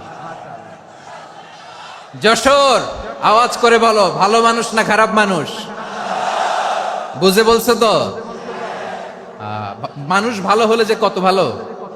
এই মানুষকে যত্ন নিলে, মানুষকে মানুষ বানালে যে সে কি হতে পারে শুনবা? হ্যাঁ, নাকি মোনাজাত দিয়ে দিব? শুনবা? তাহলে থামতে হবে। থামো, আমি যখন বলবো থামো থামো, তাকবীরের সময় দিলে তাকবীর, থামো থামো। মানুষকে যত্ন নিলে, এই এদিকে এদিকে, ড্রোন নামায় ফেলো। হয়েছে, ড্রোনের ফুটেজ হয়ে গেছে, এবার ড্রোন নামায় ফেলো। আমার দিকে তাকাও। মানুষকে, তোমরা এদিক সেদিক তাকালে তো গুরুত্বপূর্ণ পয়েন্ট মিস হয়ে যাবে। এদিকে এদিকে, হ্যাঁ ঠিক আছে, এদিকে। মানুষকে যত্ন নিলে মানুষের মধ্যে যারা কি পটেনশিয়াল রেখেছে। আমি জাপানের দুইটা উদাহরণ দেই। জাপানের, এই এই এভাবে এভাবে হবে, হয় বসো নয় পেছনে, কথা নাই, কথা তো বলাই যাবে না, হারাম কথা বলা আছে, একেবারে চুপ। আজকের জন্য হারাম করে দিছে আমি, এই কিছু সময়ের জন্য একেবারে নিষিদ্ধ। জাপানের দুইটা উদাহরণ দেই, খেয়াল করে একটু শুনেন, বুঝবেন। আল্লাহ, 2022 সালে জাপানের সাথে জার্মানির খেলা, ফিফা ওয়ার্ল্ড কাপ 2022। এক পক্ষে জাপান, আরেক পক্ষে কোন দেশ? কথা শুনে নাই। এক পক্ষে কোন দেশ, আরেক পক্ষে সবাই। এক পক্ষে, আরেক পক্ষে। ওই খেলায় জিতেছিল জাপান, জিতেছিল 22 সালের এই ফিফা ওয়ার্ল্ড কাপে। জাপান ফুটবল খেলায় জিতে, as a part of their celebration, তারা খেলার পরে পুরো স্টেডিয়ামটারে ক্লিন করে। The fan base of Japan, লক্ষ লক্ষ মানুষ খেলা দেখতে যায়, তো এত ডাস্টবিনও তো নাই, তো যারা ডাস্টবিনে জায়গা পায় নাই তারা এই যে চকলেটের প্যাকেট, পানির বোতল, চিপসের প্যাকেট তারা এদিকে সেদিকে রেখে দিয়েছে। জাপানের ভক্তরা, জাপানের ফলোয়াররা, as a part of their celebration, তারা খেলার পরে পুরো স্টেডিয়ামের সব ময়লা আবর্জনা ক্লিন করে তারপরে বিদায় নিয়েছে। তাদেরকে কি ক্লিন করার দায়িত্ব দেয়া হয়েছিল? এই যশোর, জাপানের যে ছেলেরা খেলা দেখতে গেছিল ওদেরকে কি ক্লিন করার দায়িত্ব দিছিল? তারা কি স্টেডিয়ামের পরিচ্ছন্নতা কর্মী? তাদের আকল, তাদের সিক্স সেন্স তাদেরকে বলেছে। ছোটবেলা থেকে জাপান গভর্নমেন্ট ওদেরকে এত পরিচ্ছন্নতা শেখায়, ক্লিনলিনেস অ্যাওয়ারনেস ক্যাম্পেইন করায়। ক্লাসে আমি দেখেছি, ক্লাসে নিজের বেঞ্চ নিজে মুছে, ক্লাসের মাঝখানে একটা সময় দেয়, নিজের টেবিল নিজে মুছে, নিজের ক্লাসরুমটা নিজে পরিষ্কার করে। রাস্তাঘাটে একটা ধুলা নাই, ময়লা নাই, একটা টিস্যু নাই। খেলার পরে গোটা বিশ্বকে তাক লাগিয়ে দিয়েছে। জাপানের ফ্যানরা সবার রেখে যাওয়া গার্বেজ, টিস্যু, বোতল পরিষ্কার করে তারপরে স্টেডিয়াম থেকে বিদায় নিয়েছে। আমরা কেন এমন হইতে পারলাম না? আমরা কেন এমন হইতে পারলাম না? জাপানের যারা এগুলো করছে ওদের 3টা করে চোখ না? চোখ তো 3টা, জাপানা লাগো, জাপানা লাগো। হাত তো 4টা, কান তো 6টা। হ্যাঁ, নাকি আমার মতো 2 হাত 2 কানওয়ালা মানুষ? চোখে দেখলে ওটা মানুষ না। চিন্তা করছেন? তার মানে জাপানিজদেরকে যে গ্রুমিং করে শিখানোর মাধ্যমে পরিচ্ছন্ন বানানো গেছে, ওরা যেমনি মানুষ আমরাও মানুষ। আমাদের সন্তানদেরকে শেখালে তারাও পারবে, পারবে কিনা? 2 নম্বর উদাহরণ বলি। চট্টগ্রাম ফেনীতে যারা গিয়েছেন, মেঘনা গোমতী ব্রিজ প্রকল্প নাম শুনছেন? মেঘনা একটা ব্রিজ পার হওয়া লাগে। এই মেঘনা গোমতী, এখানে 3টা ব্রিজ, কাঁচপুর সহ, এই 3টা ব্রিজের নির্মাণ কাজ, রেনোভেশনের কাজ দেয়া হয়েছিল জাপানের একটা কোম্পানিকে। কাকে? জাপানের কোম্পানির নির্মাণ শেষে 738 কোটি টাকা বেঁচে গেছিল, এটা গভর্নমেন্টের হাতে দিয়ে তারা বিদায় নিয়েছে। কত টাকা? 738 কোটি টাকা। যত প্রাক্কলিত ব্যয় নির্ধারণ করা হয়েছে সব টাকা সরকার, তৎকালীন সরকার 2019-এর সরকার, কারা ছিল তো জানেন? এই 2019-এর সরকার তাদেরকে দিয়েছে। তারা রিনোভেশন নির্মাণ শেষে 738 কোটি টাকা অতিরিক্ত বেঁচে গেছিল, এটা আবার গভর্নমেন্টের হাতে বুঝাই দিয়ে তারা বিদায় নিচ্ছে। আমরা কেন এমন হইতে পারলাম না? জাপানের ওরাও মানুষ, আমরাও মানুষ, তার মানে মানুষে মানুষে পার্থক্য আছে না নাই? আচ্ছা, জাপানের 2টা উদাহরণ দিলাম, এবার আমার দেশের 2টা উদাহরণ দিব না? বাংলাদেশের দুটা উদাহরণ দেয়। 1 নম্বর উদাহরণ, গত সপ্তাহে আপনারা জানেন কক্সবাজার আমার একটা প্রোগ্রাম ছিল, তো হেলিকপ্টারে গিয়েছিলাম। ফেনী জেলা যখন পার হচ্ছি আমি দেখলাম 3টা উইন্ডমিল ছিলেন তো, বিশাল পিলার, 3টা-4টা পাখা থাকে, বায়ু বিদ্যুৎ কেন্দ্র, বাংলাদেশের প্রথম বায়ু বিদ্যুৎ কেন্দ্র এটা, মুহুরী প্রজেক্ট বলে এটা সম্ভবত, মুহুরী প্রজেক্ট। তো সাগরের বাতাসের ঝাপটায় এটা ঘুরে এনার্জি হয়, ইলেকট্রিসিটি উৎপাদন হয়। তো আমি পাইলটকে বললাম, ভাই এগুলো থেকে কেমন ইলেকট্রিসিটি উৎপাদন হয়? কয় হুজুর একটুও হয় না, কিছুই হয় না। কিছুই হয় না মানে? বলে হুজুর বাংলাদেশে যত উইন্ডমিল আছে এটার পাখা একটাও ঘুরে না। আল্লাহ, বলেন কি? তাহলে এই যে কোটি কোটি টাকা ব্যয় করে যে উইন্ডমিল, কয় হুজুর ভিতরে ফিটফাট, উপরে ফিটফাট, ভিতরে সদরঘাট। তার মানে কোটি কোটি টাকা দিয়ে এই উইন্ডমিল বানায়, এখানে কিছু নাই, দুর্নীতির আড্ডাখানা, আখড়াখানা বাংলাদেশ, ঠিক কিনা বলেন? আয় রে, জাপানিজরাও মানুষ, আমরাও মানুষ। আমার এক নিকটাত্মীয় সরকারি চাকরিজীবী, উনি আমাকে বললেন, বাংলাদেশের আর একটা উদাহরণ দেখ, উনি আমাকে বললেন যে প্রতি বছর আমাদের অফিসের ফার্নিচার চেঞ্জ করে। আমি বললাম প্রতি বছর ফার্নিচার চেঞ্জ করে কেন? বলে যে ফার্নিচার নতুন পারচেজ করলেই তো ওইখানে টাকা, নতুন কিনতে পারলেই টাকা, নতুন উন্নয়নের সবক শোনাতে পারলেই টাকা। প্রথম আলোর রিপোর্ট, কি আলো? প্রথম আলোর রিপোর্ট, গত 15 বছরে উন্নয়নের নামে লুটপাট হয়েছে প্রায় 3.25 লাখ কোটি টাকা। কার রিপোর্ট? আমাদের বানানো কথা, প্রথম আলোর রিপোর্ট। গত 15 বছরে কারা ছিল জানেন তো? হ্যাঁ, শুধু ওনাদেরকেই দোষ দিয়ে লাভ নাই। স্বাধীনতার পর থেকে শুধু শাসকের হাত বদল হয়েছে, আমরা কিছু পাই নাই, ঠিক কিনা বলেন? শুধু ওনাদের দোষ দিয়ে কি লাভ? একদল খাইছে, আরেক দল খাওয়ার জন্য রেডি হয়ে আছে। আমরা এরকম চাই না। আমরা চাই স্বাধীন সার্বভৌম বাংলাদেশ, আমরা চাই দুর্নীতিমুক্ত বাংলাদেশ। আমি নিউজটা যে কতবার পড়লাম, এটা কি সম্ভব? 3.25 লাখ কোটি টাকা লুটপাট, মানে লুটপাট করতে করতে এদেশের জনগণকে ফুটপাতে বসায় দিচ্ছে। প্রিয় ভাইয়েরা, তাহলে জাপানের মানুষও মানুষ, আমরাও মানুষ। সিদ্ধান্ত আপনার, কোন মানুষ হবেন, ভালো মানুষ না খারাপ মানুষ?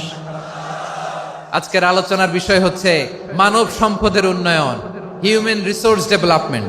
It's a process to increase the capacity of knowledge, skill, capacity of the people of a country. একটা দেশের মানুষের জ্ঞান, তাদের দক্ষতা কি করে বাড়ানো যায়, বাড়িয়ে দেশের উন্নয়ন করানো যায়, এটাই হচ্ছে মানব সম্পদ উন্নয়নের মূল কথা। তাহলে মানব সম্পদ হচ্ছে একটা দেশের সবচাইতে শক্তিশালী পুঁজি। প্রাকৃতিক সম্পদ, খনিজ সম্পদের চেয়েও দামি হচ্ছে মানব সম্পদ। আমার প্রিয় যশোর, প্রাকৃতিক সম্পদ, খনিজ সম্পদের চেয়ে দামি সম্পদ কি সম্পদ? আল্লাহ তাআলা দয়া করে আমাদেরকে এই মানব সম্পদ দিয়েছেন। আসুন আমাদের এই মানুষগুলোকে আমরা সোনার মানুষ বানাই। রাজি আছেন তো সবাই? রাজি আছেন? মানুষ পারে না এমন কোনো কিছু নাই, চাইলে সব পারে। এজন্য মানুষকে তারবিয়া দিতে হবে, যথাযথভাবে তাদেরকে গড়তে হবে। আসুন আমরা সিরাতের আয়নায় বিশ্বনবীর জীবনী থেকে দেখি তিনি কিভাবে হিউম্যান রিসোর্সকে ম্যানেজ করতেন। যদি আপনাদের সময় হয়, দু একটা উদাহরণ দিয়ে আজকে আমি আমার আলোচনার বিদায় নিব। হবে সময় হবে কয়েক মিনিট? হ্যাঁ, শান্ত থাকবেন তো? শান্ত থাকবা? হ্যাঁ, ঠিক আছে। এই ধাক্কার মধ্যে ঢুকছে, এবার মজা বুঝতেছো তো? হ্যাঁ, মানা করছিলাম না? ঠিক আছে, টের পাও। হ্যাঁ, ঠিক আছে। যে আওয়াজ করবে আমি ওকে দেখতেছি, কে কে আওয়াজ করে দেখতেছি। শেষ কথা, শেষের দিকে চলে আসছি। বিষ্ণু ইসলাম কিভাবে হিউম্যান রিসোর্সকে ম্যানেজ করতেন, মজার কথা আছে কয়েকটা, বলে বিদায় নিব। বিশ্বনবী কিভাবে এই মানব সম্পদকে ম্যানেজ করতেন। বিশ্বনবী, he was a very good talent hunter, চৌকস ট্যালেন্ট হান্টার ছিল। কার মধ্যে কি ট্যালেন্ট আছে দেখলেই বুঝে ফেলতেন। সুবহানাল্লাহ পড়বেন না? কি নবী আমরা পেয়েছি! He was a very good talent hunter. আমার নবী, তিনি চৌকস ট্যালেন্ট হান্টার ছিলেন। কার মধ্যে কি প্রতিভা বের করতেন, ওই প্রতিভাকে ইসলামের কল্যাণে কাজে লাগাতেন। সুবহানাল্লাহ বলেন। যাকে যেই জায়গায় সেট করলে ভালো হবে তাকে ওই জায়গায় সেট করতেন। কয়েকজন সাহাবীর জীবনী শোনাই। আবু মাহজুরা রাদিয়াল্লাহু তাআলা আনহু, মক্কার মুয়াজ্জিন, আগে ছিল মুশরিক, পরে হইছে মুমিন। উনি কিভাবে মুমিন হইলেন এই ঘটনাটা একটু আপনাদের শোনাতে চাই। তা আপনাদের তো সময় নাই হাতে, হ্যাঁ সময় আছে? এই জেনজি শেষ করে দিল আজকের প্রোগ্রামটা। 1 ঘন্টা ধাক্কা ধাক্কি করে কেমনে দাঁড়ায় আছে আমি বুঝলাম না।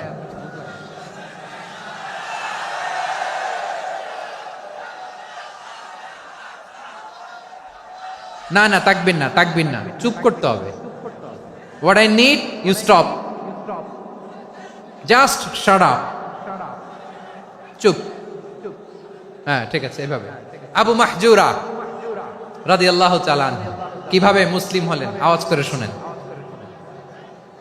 হুনাইনের যুদ্ধ 8ম হিজরি, বিষ্ণু ইসলাম হুনাইনের যুদ্ধ শেষে ফিরতেছেন। পথিমধ্যে বেলাল রাদিয়াল্লাহু তাআলা আনহু, এই যে আবার কথা, আই রে আল্লাহ রে, এখানে ধাক্কা ধাক্কি কেন? চলে যাও, পেছনে যাও, পেছনে যাও। কি আজীব তামাশা!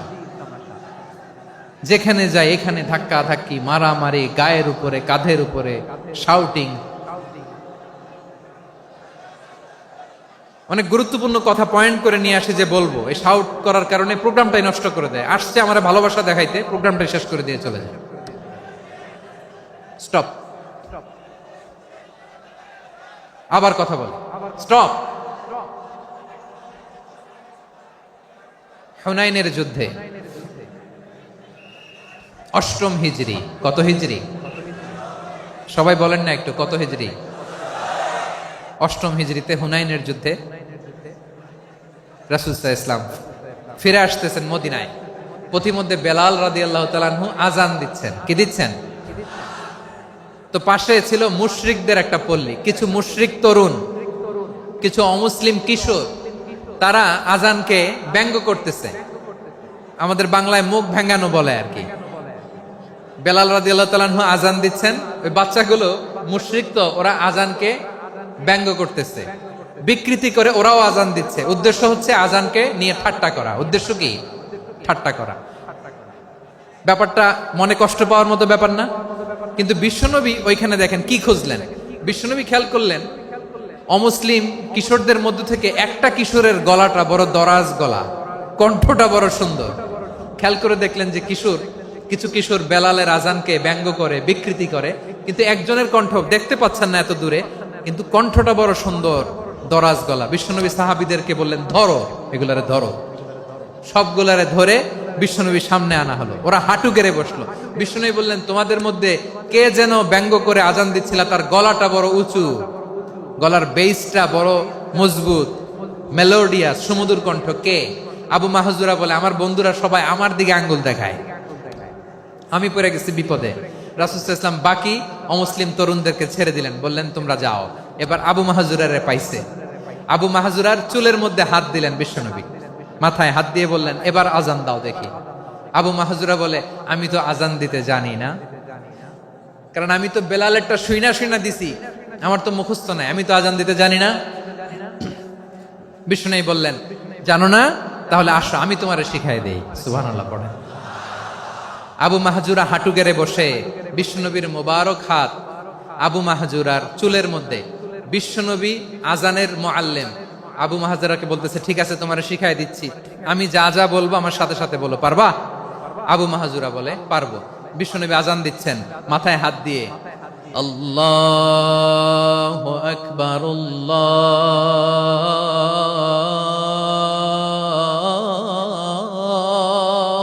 আকবার। আবু মাহজুরা এই বাক্যটা পড়লেন। বিশ্বনবী দ্বিতীয় বাক্য পড়তে আরম্ভ করলেন, আল্লাহু আকবার,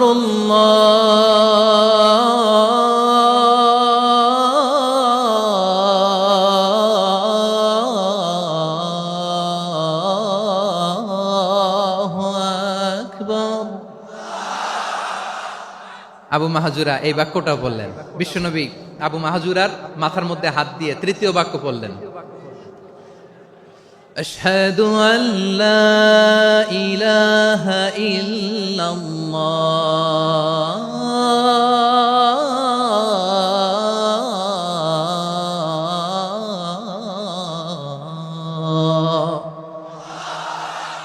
আবু মাহাজুরা তৃতীয় বাক্য পড়লেন। বিশ্বনবী একটা বাক্য পরে আবু মাহাজুরা পরে, বিশ্বনবী পরে আবু মাহাজুরা পরে। আবু মাহাজুরা কিন্তু অমুসলিম, মুশরিক।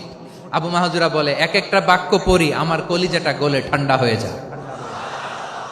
এতদিন মোহাম্মদকে গালি দিতাম, এখন মোহাম্মদ আমার মাথায় যখন হাত রাখছে আমার সারা শরীর ঠান্ডা হয়ে গেছে। বিশ্বনবী আজান শিখাচ্ছেন, একটা একটা বাক্য পড়ে আবু মাহাজুরাও পড়ে, বিশ্বনবী পড়ে আবু মাহাজুরাও পড়ে। পুরো বাক্যগুলো যখন শেষ, আজান শেষ, আবু মাহাজুরাও যখন পুরো আজান পড়লেন, আবু মাহাজুরা বললেন, এতদিন মোহাম্মদের চেহারা দেখলে আমার ঘৃণা লাগতো, আজ থেকে মোহাম্মদের চেহারার চেয়ে প্রিয় চেহারা আমার কাছে নাই।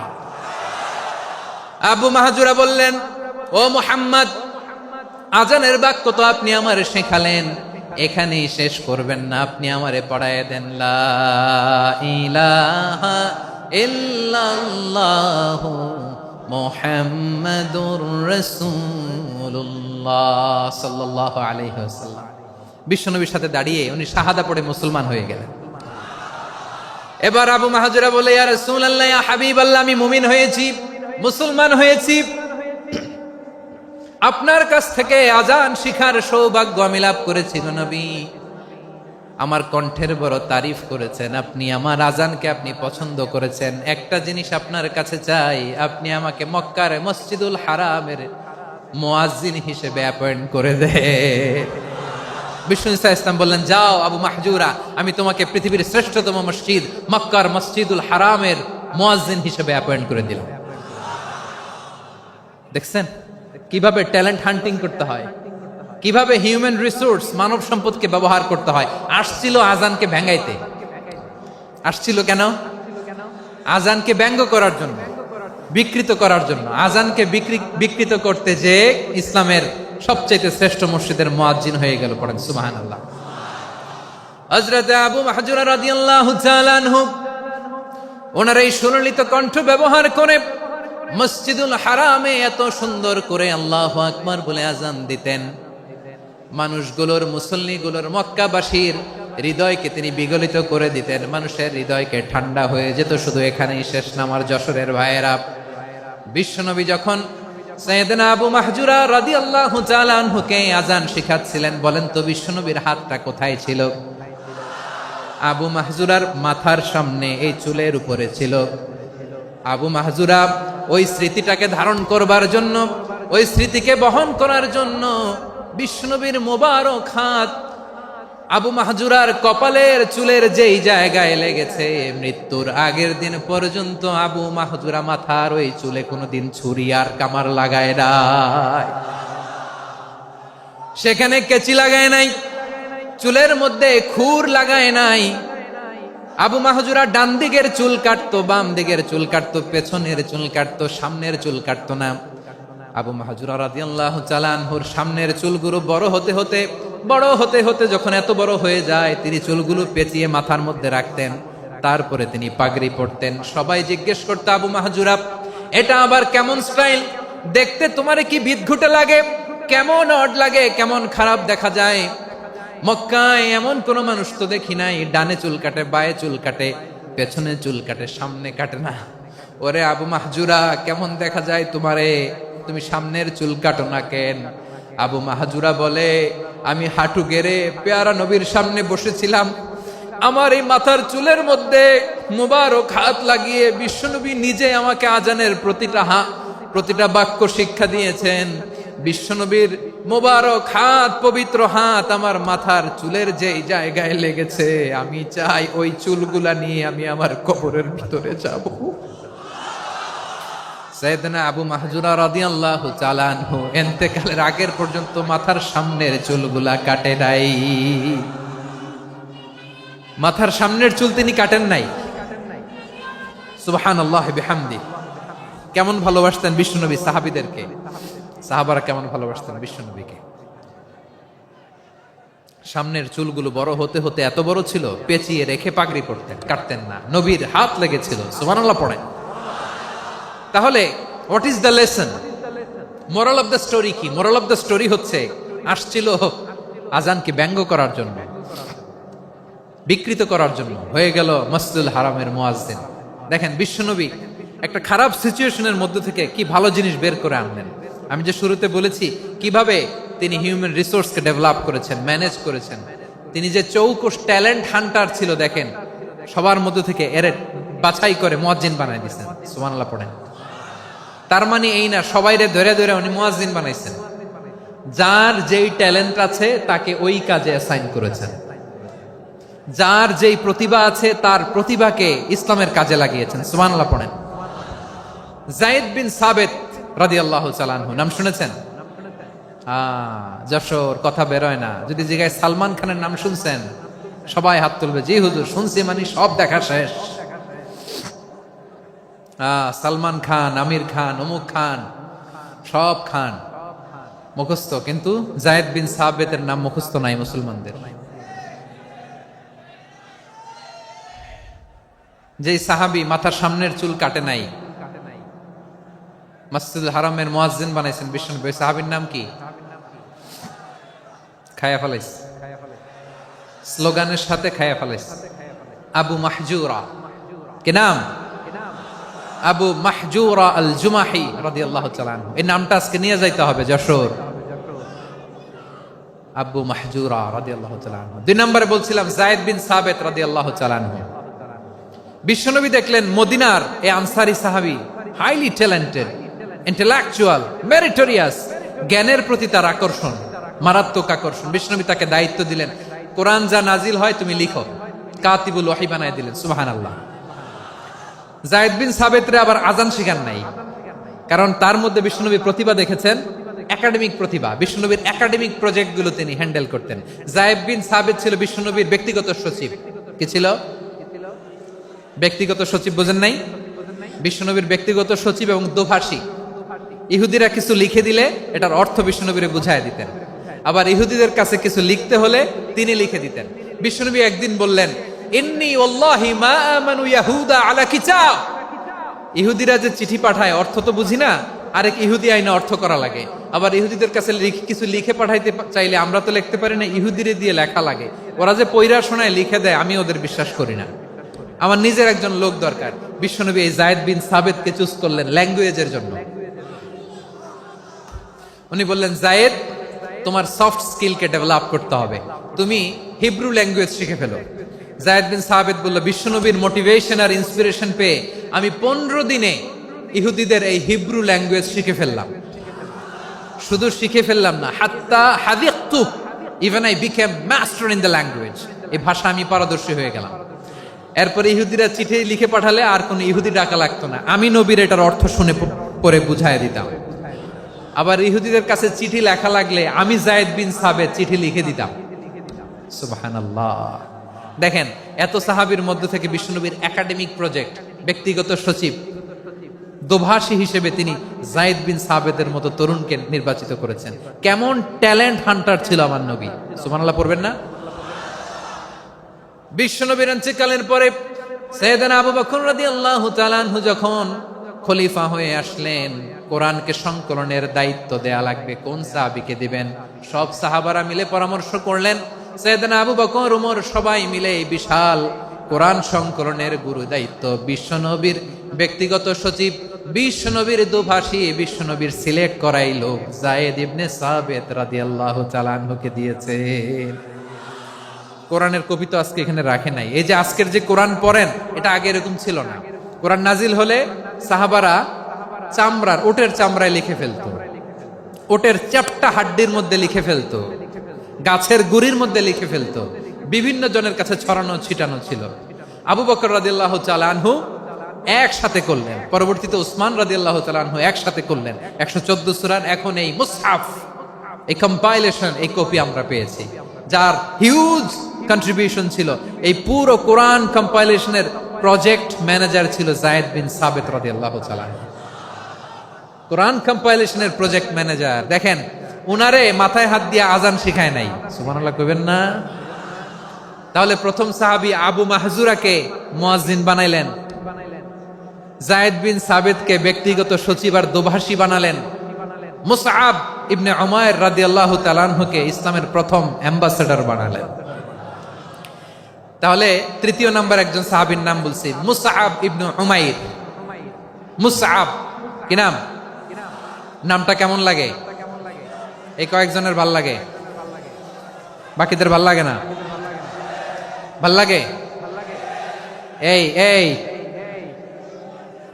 আর কয়েকটা মিনিট দেওয়া যাবে না আমাকে আল্লাহর রাস্তে? হ্যাঁ ঠিক আছে, আমি তোমাদেরকে ভালোবাসা দেখাবো, দোয়া করব, যদি চুপ থাকো, একেবারে চুপ, কষ্ট সহ্য করো, বাকিরে যা সওয়াব পাবে তোমরা ডবল পাবা, যেহেতু কষ্ট বেশি, কিন্তু চুপ। 3 নাম্বার সাহাবীর নাম মুসআব। এই ধাক্কাধাক্কি কেন? ধাক্কাধাক্কি কেন রে ভাই? না না না, এরকম হইলে আসবো না যশোর, আমি আর আসবো না। হয় পিছনে চলে যাও, নাহলে চুপ, ধাক্কাধাক্কি নেই। 3 নাম্বার সাহাবীর নাম মুসআব। কি নাম? He was the first ambassador in Islam. ইসলামের প্রথম ডিপ্লোমাট, প্রথম কূটনৈতিক, ইসলামের প্রথম কূটনৈতিক, ইসলামের প্রথম ডিপ্লোমাট, প্রথম অ্যাম্বাসেডর মুসআব ইবনে উমাইর। মক্কার তরুণ যুবক, উনি পারফিউম লাগাইলে মানুষ দেখলেই বুঝতো এটা মুসআব লাগাইছে। এমন ড্যাশিং ফেসের ছিল, এমন স্মার্ট ড্যাশিং ফেস, এমন পার্সোনালিটির মানুষ ছিল মুসআব রাদিয়াল্লাহু তাআলা আনহু। কারণ যিনি ইসলামের স্পোকম্যান হবেন, মুখপাত্র হবেন, তার স্মার্ট হওয়ার দরকার আছে না নাই?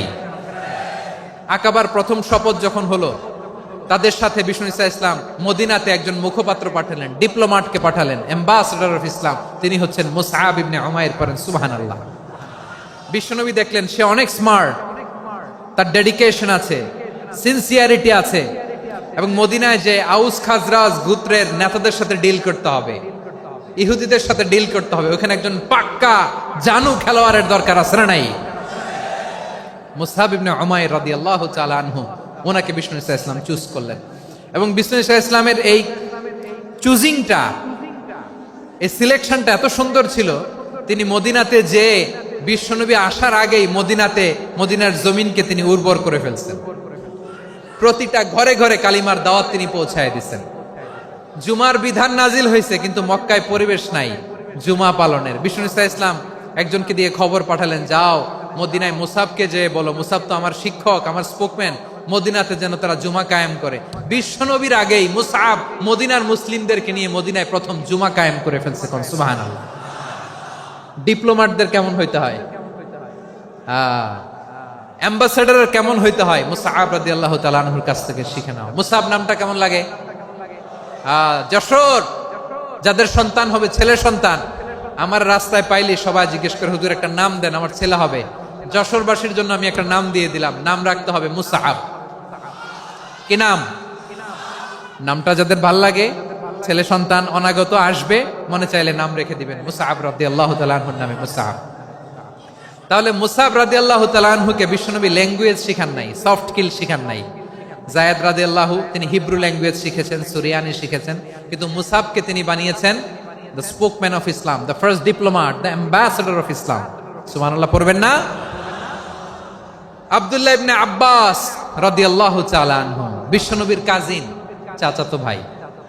আবার মাইমুনা রাদিয়াল্লাহু তাআলা আনহু, মাইমুনা নবীর স্ত্রী, তিনি ছিলেন আব্দুল্লাহর আপন খালা। তো নবীর বউ যদি ওনার খালা হয়, নবী তার কি? বুঝে নাই, নবী তার কি? খালু। তাহলে সম্পর্ক অনেক গভীর, কাজিন আবার খালু, ছোট্ট মানুষ, তাই রাতে মাঝে মাঝে ঘরে থাকতো। বিশ্বনবী দেখলেন আব্দুল্লাহ যেহেতু আমার ঘরে ঢুকতে পারে, আব্দুল্লাহরে এই উম্মতের বড় শিক্ষাবিদ বানাইতে হবে। কথা বোঝে নাই? আব্দুল্লাহকে কি বানাইতে হবে? শিক্ষাবিদ, এডুকেটর অফ দিস উম্মাহ, এই উম্মার শিক্ষাবিদ বানাইতে হবে। তাই আব্দুল্লাহ ইবনে আব্বাসকে বিশ্বনবী হাতে কলমে শিক্ষা দিয়েছেন। আহারে, আর এরপরে যে কি ভাষা আসবে তোমাদের জন্য আমার মুখ থেকে আমি নিজেও জানি না, আমি নিজেও জানি না। 1 ঘন্টা যাবত ধাক্কা ধাক্কি মারামারি। তো আসতে বলছে কে তোমাকে? পেছনে চলে যাও, জায়গা না পেলে। পুরো প্রোগ্রামটাই নষ্ট করে দিল।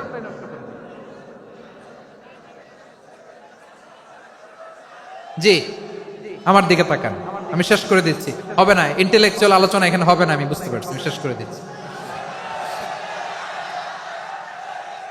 আব্দুল্লাহ ইবনে আব্বাস রাদিয়াল্লাহু তাআলা আনহু।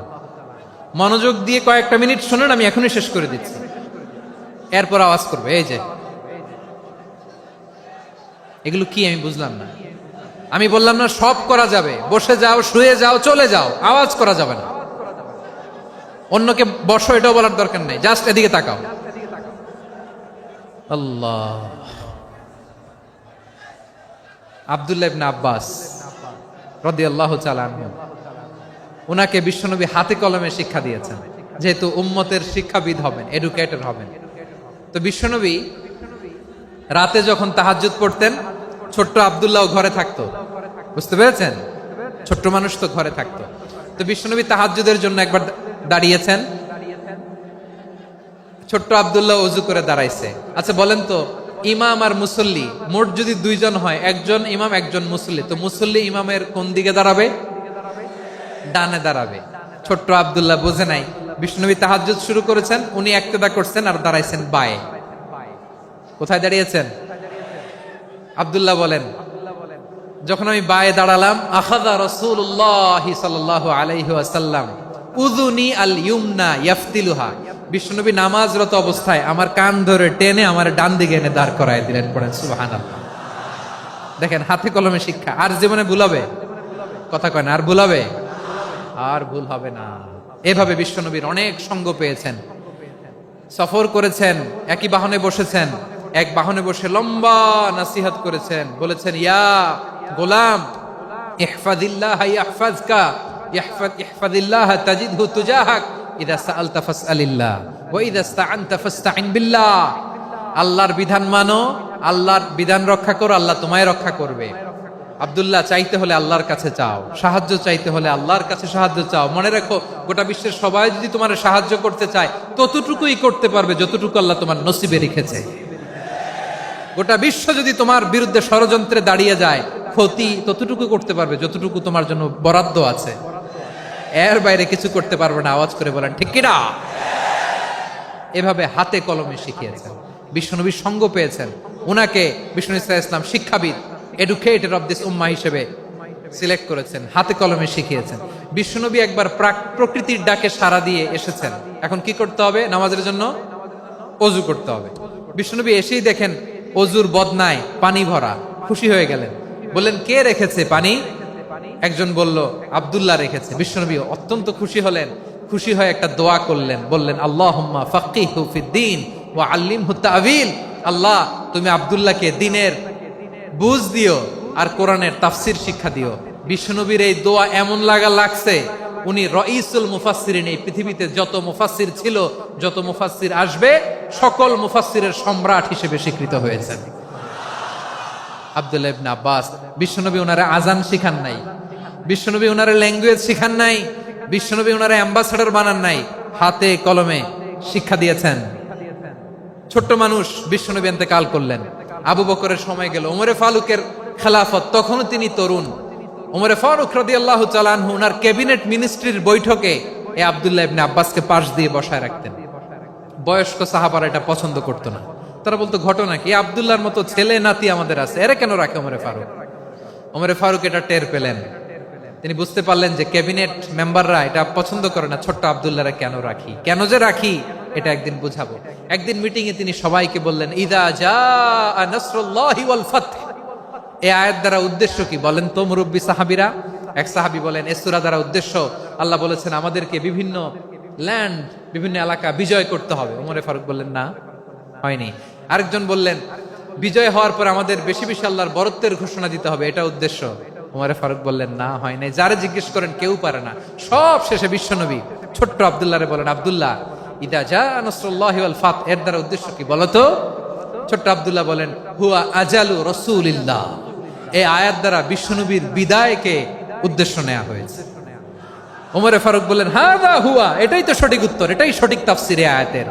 কারণ ইদা জাআ নাসরুল্লাহি ওয়াল ফাতহ, যখন আল্লাহর সাহায্য আর বিজয় আসবে, ওয়া রাআইতান নাসা ইয়াদখুলুনা ফি দীনিল্লাহি আফওয়াজা, আপনি দেখবেন দলে দলে, ঢলে ঢলে, বানের পানির মতো মানুষ ইসলামের দিকে ঢুকতেছে, ইসলামের বিজয় হয়েছে। তো ইসলামের বিজয়ের মিশন নিয়ে নবী আসছে, বিজয়ী যখন হয়ে গেছে, এখন তো নবীর বিদায় হবে। জোরে বলেন ঠিক কিনা? কোন সাহাবী এই সূক্ষ্ম কথাটা ধরতে পারে নাই, ওই আব্দুল্লাহ ছাড়া। আব্দুল্লাহ যখন উত্তর দিছে, সব সাহাবীদের টনক নড়েছে। এরপর থেকে কোন ক্যাবিনেট মিটিং এ আর কোন সাহাবারা কোনো প্রশ্ন করে নাই, আওয়াজ করে পড়েন সুবহানাল্লাহ। বিশ্বনবী আব্দুল্লাহ ইবনে আব্বাসকে দ্য এডুকেটর অফ দ্য উম্মাহ, উম্মার শিক্ষাবিদ হিসেবে গ্রহণ করেছেন। আওয়াজ করে পড়তে হবে আল্লাহু আকবার। সাহাবীদের নামগুলো মনে থাকবে? এক নম্বরে আবু মাহজুরা, মুয়াজ্জিন বানাইছেন। যায়েদ ইবনে সাবিত, দোভাষী, ট্রান্সলেটর অফ প্রফেট, এবং তিনি ছিলেন বিশ্বনবীর ব্যক্তিগত সচিব। Musab ibn Umair, the first ambassador and diplomat of Islam. Abdullah ibn Abbas, এই উম্মার সবচেয়ে বড় এডুকেটর, শিক্ষাবিদ। আরেকজন ছিল আব্দুল্লাহ ইবনে মাসউদ রাদিয়াল্লাহু তাআলা আনহু। দুই আব্দুল্লাহ, আব্বাস গেল, আরেকজন হচ্ছে মাসউদ। মক্কার তরুণ, ছাগল পালতো মুশরিকের বিশ্বনবী আর আবু বকর রাদিয়াল্লাহু তাআলা আনহু একবার গেলেন, যে দেখে এই তরুণ দাঁড়ায় আছে। বিশ্বনবী বলেন, আমি খুব ক্ষুধার্ত, তোমার কাছে কি দুধ আছে ছাগলের? আব্দুল্লাহ ইবনে মাসউদ বলে, আছে। ওয়ালাকিন আনা মুতামান, কিন্তু যে দুধ আছে এটা আমানতের, আমি দিতে পারবো না। বিশ্বনবী এইটা শুনেই তার টার্গেট করে ফেলছে। আনা মুতামান, দুধ আছে কিন্তু এটা আমার মালিকের, আমি তো দরদ দেখাই, আমার মালিকের দুধ আপনি পথিক, আপনারে দিতে পারি না। বিশ্বনবী টার্গেট করে ফেলছেন, এরে আমার কাজে লাগাইতে হবে। বিশ্বনবী বললেন, আচ্ছা ঠিক আছে, দুধ দিও না, কিন্তু এমন ছাগি আছে কিনা যেই ছাগির সাথে কোনো ছাগলের মিলন হয় নাই, তার ওলানে দুধও আসে নাই, বাচ্চাও নাই, এরকম ছাগির থেকে যদি আমি দুধ খাই তাহলে তো সমস্যা নাই। বলতেছে, এরকম ছাগির থেকে দুধ খাইলে সমস্যা নাই, কারণ এরকম ছাগির ওলান থেকে দুধ আসবেও না। বলতেছে, ঠিক আছে, এরকম একটা ছাগি নিয়ে আসা হলো। বিশ্বনবী বিসমিল্লাহ বলে ওই ছাগির ওলানে হাত দিলেন। হাত দিতে দেরি, পুরো ওলানটা দুধে ভরে যেতে দেরি হয় না। বিশ্বনবী আর আবু বকর রাদিয়াল্লাহু তাআলা আনহু দহন করে পেট ভরে খেলেন। এই দৃশ্য আব্দুল্লাহ ইবনে মাসউদের হৃদয়ে দাগ কাটলো। এই মুজিজা দেখে তিনি বললেন, আশহাদু আল্লা ইলাহা ইল্লাল্লাহ ওয়া আশহাদু আন্না মুহাম্মাদুর রাসূলুল্লাহ। তিনি ষষ্ঠ মুসলিম ছিলেন, 6 নম্বর মুসলমান। ওনাকে টার্গেট করে বিশ্বনবী দেখলেন এমন ইন্টেলেকচুয়াল ব্রেন, উনি সূক্ষ্ম সূক্ষ্ম জিনিস বুঝে বেশি, ফিকহি জ্ঞান ওনার মধ্যে বেশি। বিশ্বনবী ওনাকে কোরআনের জ্ঞান শিক্ষা দিতে লাগলেন। উনি বিশ্বনবী সবার কাছে কোরআন শোনায়, কিন্তু বিশ্বনবী নিজে আব্দুল্লাহ ইবনে মাসউদের কাছ থেকে কোরআন শুনতো। বিশ্বনবী একবার বললেন, ইকরা আলাইয়া ইয়া মাসউদ। ইবনে মাসউদ, একবার শোনাও তো কোরআন দেখি। আব্দুল্লাহ ইবনে মাসউদ বলে, আকরাউ আলাইকা ওয়া আলাইকা উনজিল। নবী, আপনার উপর কোরআন নাজিল হয় আর আমি আপনার সামনে কোরআন পড়বো। বিশ্বনবী বললেন, ইন্নী উহিব্বু আন আসমাআহু মিন গায়রি। আমি নিজে পড়তে যেমনি ভালোবাসি, অন্যে পড়ুক আমি শুনবো, এটাও আমি ভালোবাসি। সূরা নিসা তিনি তেলাওয়াত করে শুনিয়েছেন। এমন সূক্ষ্ম বিষয় বিশ্বনবী উনাকে ধরিয়ে দিয়েছেন। উনি হয়ে গিয়েছেন আব্দুল্লাহ ইবনে আব্বাস, হয়েছেন রাইসুল মুফাসসিরিন, উনি হয়ে গিয়েছেন ফাকিহুল উম্মাহ। উনার চাইতে বড় ফকি এই পৃথিবী আর দেখবে না। চিল্লায় বলেন সুবহানাল্লাহ।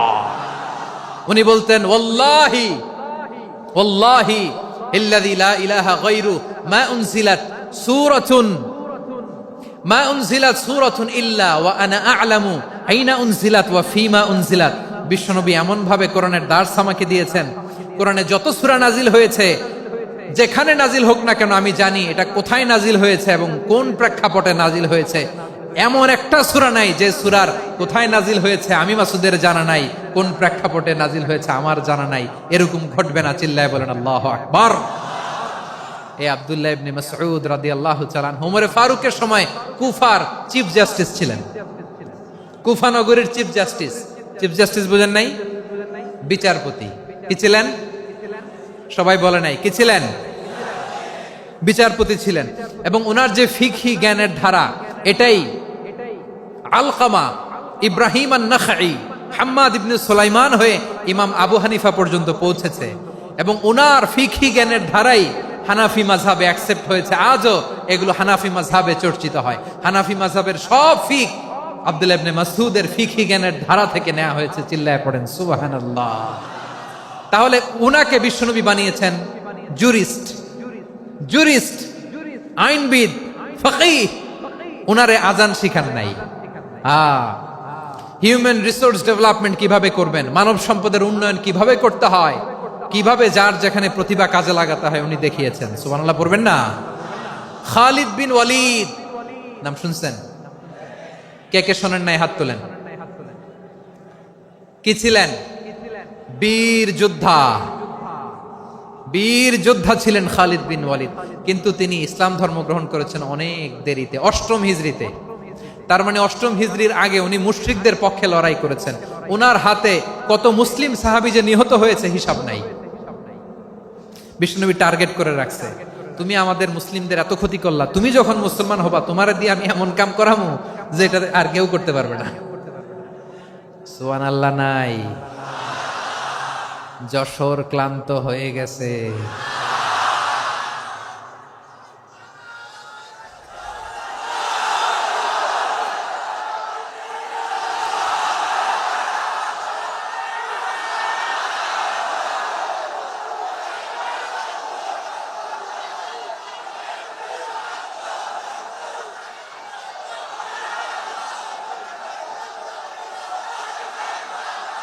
মাশাআল্লাহ, বসুন বসুন বসুন। খালিদ বিন ওয়ালিদ রাদিয়াল্লাহু তাআলা 8ম হিজরিতে মুসলিম হয়েছেন, মক্কা বিজয়ের আগে। তো মক্কা বিজয়ের আগে যখন মুসলিম হয়েছেন, এর আগে কি করছেন? কাফিরদের সাথে যুদ্ধ করেছেন। উনি উহুদের যুদ্ধে মুসলমানদের যে পরাজয় ভাব, কঠিন পরিস্থিতির মুখোমুখি উনার কারণে পিছন থেকে এমন আতর্কিত আক্রমণ করেছেন, মুসলমানদেরকে কচুকাটা করেছেন। 8ম হিজরিতে আল্লাহ তাআলা হেদায়েতের নূর দিয়ে ওনার হৃদয়টাকে উজালা করে দিলেন। লা ইলাহা, এটা এমন বাণী যার হৃদয়ে একবার টাচ খাবে, এইটা থেকে সে আর পালিয়ে বেড়াতে পারে। ঝিনুকের ভেতর লুকিয়ে থাকে যেমন মতি, ঝিনুকের ভেতর লুকিয়ে থাকে যেমন মতি, কলমা শাহাদাতে আছে আল্লাহর জ্যোতি, কলমা শাহাদাতে আছে আল্লাহর জ্যোতি। ঠিক কিনা বলেন? মক্কা বিজয়ের আগে মুসলিম হলেন, হওয়ার পরেই বিশ্বনবীর টার্গেট ফুলফিল হলো। ওই যে টার্গেট করে রেখেছেন আর দোয়া করেছেন, খালিদ বিন ওয়ালিদ যদি মুসলিম হয় তাকে আমি মিলিটারি চিফ বানাবো। ওনাকে আজান শিখান নাই, ওনারে কান ধইরা নামাজের এই মাথা থেকে ওই মাথা আনান নাই, ফিকহি কোরআনের সূক্ষ্ম তাফসীর ওনারে শিখান নাই, অ্যাম্বাসেডর বানান নাই। বিষ্ণু ইসলাম উনাকে সামরিক অভিযানে প্রেরণ করেছেন। সামরিক অভিযানে তিনি প্রেরণ করেছেন। উনার জীবদ্দশায় উনার নেতৃত্বে যতগুলো যুদ্ধ হয়েছে, একটা যুদ্ধেও তিনি পরাজয় বরণ করেন নাই। ওমরে ফারুকের সময়কালে তিনি চিফ অফ মুসলিম মিলিটারি, মানে মুসলিম সেনাপতি হয়েছেন। যশোর আওয়াজ করো, ঠিক কিনা বলো? সেনাপতি, মুসলিম সেনাপতি। তাহলে কিভাবে হিউম্যান রিসোর্স ব্যবহার করতে হয় গোটা বিশ্ব আমার নবীর কাছ থেকে শিখে নাও। খালিদ বিন ওয়ালিদ, ওনাকে বিশ্বনবী একটা উপাধি দিয়েছেন। উপাধিটা হচ্ছে সাইফুল্লাহিল মাসলুল, আল্লাহর নাঙ্গা তরবারি, আল্লাহর খোলা তরবারি, দ্য ওপেন সোর্ড অফ আল্লাহ। খালিদ বিন ওয়ালিদ মুসলিম সেনাপতি। হাসান বিন সাবেত নাম শুনছেন? দেখি উনি কি ছিল বলেন। রাসূলের সভা কবি, কালচারাল হিজিমনিকে ডিফিট করার জন্য। উনি ভালো অস্ত্র চালানো জানতেন না, ওই কাজে উনি যেতেন না। উনার ছিল কাব্য প্রতিভা। কাব্য প্রতিভা, কাফিররা কবিতা দিয়ে নবীকে গালি দিত।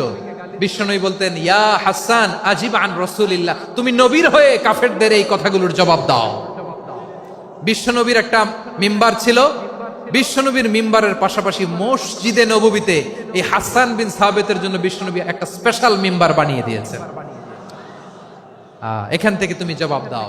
এবং বিষ্ণু বলেছেন, আল্লাহুম্মা আইয়িদহু বিরূহিল কুদুস। আল্লাহ, হাসান আমার পক্ষে জবাব দেয়, তুমি জিব্রাইল মারফত তাকে সাহায্য পাঠাইয়া দিও।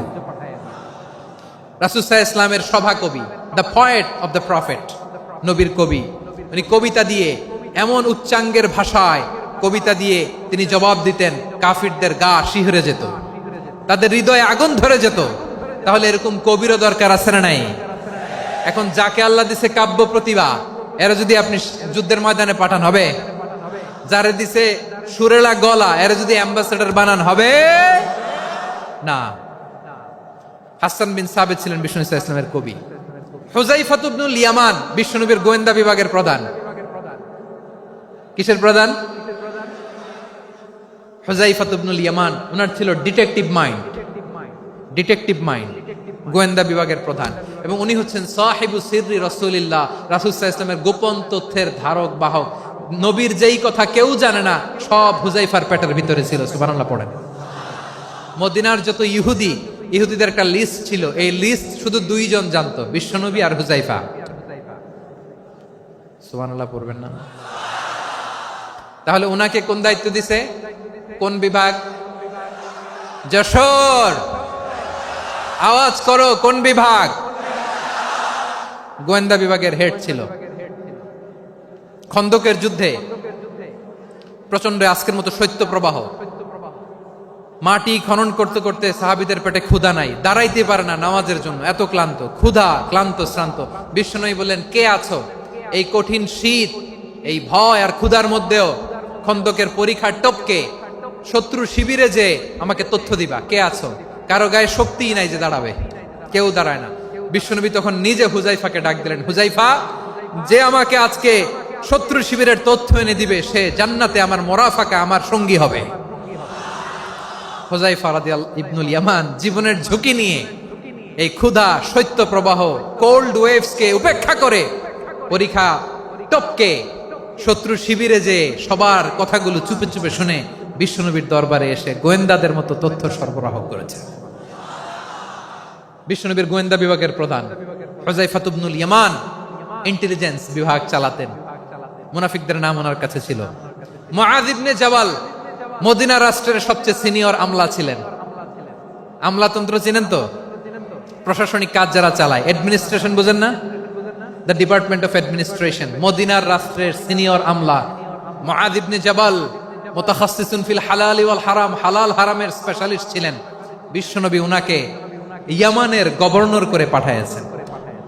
বলেছেন, ইন্নাকা তা'তি কওমান আহলা কিতাব, এমন গোষ্ঠীর কাছে যাবা রা ইহুদি নাসারা, আগে শাহাদা পড়লে এরপরে নামাজের দাওয়াত দিও, নামাজ পড়লে যাকাতের দাওয়াত দিও। গভর্নরের অ্যাটিটিউড যেমন থাকে তেমন অ্যাটিটিউড ধরে রেখো। সুবহানাল্লাহ পড়েন। তাহলে মুআয ইবনে জাবালকে দিয়ে বিশ্বনবী কবিতা লেখায় নাই, চিঠি লেখায় নাই, আজান দেওয়ায় নাই। সুবহানাল্লাহ পড়বেন না? সব শেষ সাহাবী বলি আবু হুরায়রা রাদিয়াল্লাহু তাআলা, নাম শুনছেন? বিড়ালের বাবা। কি করতেন?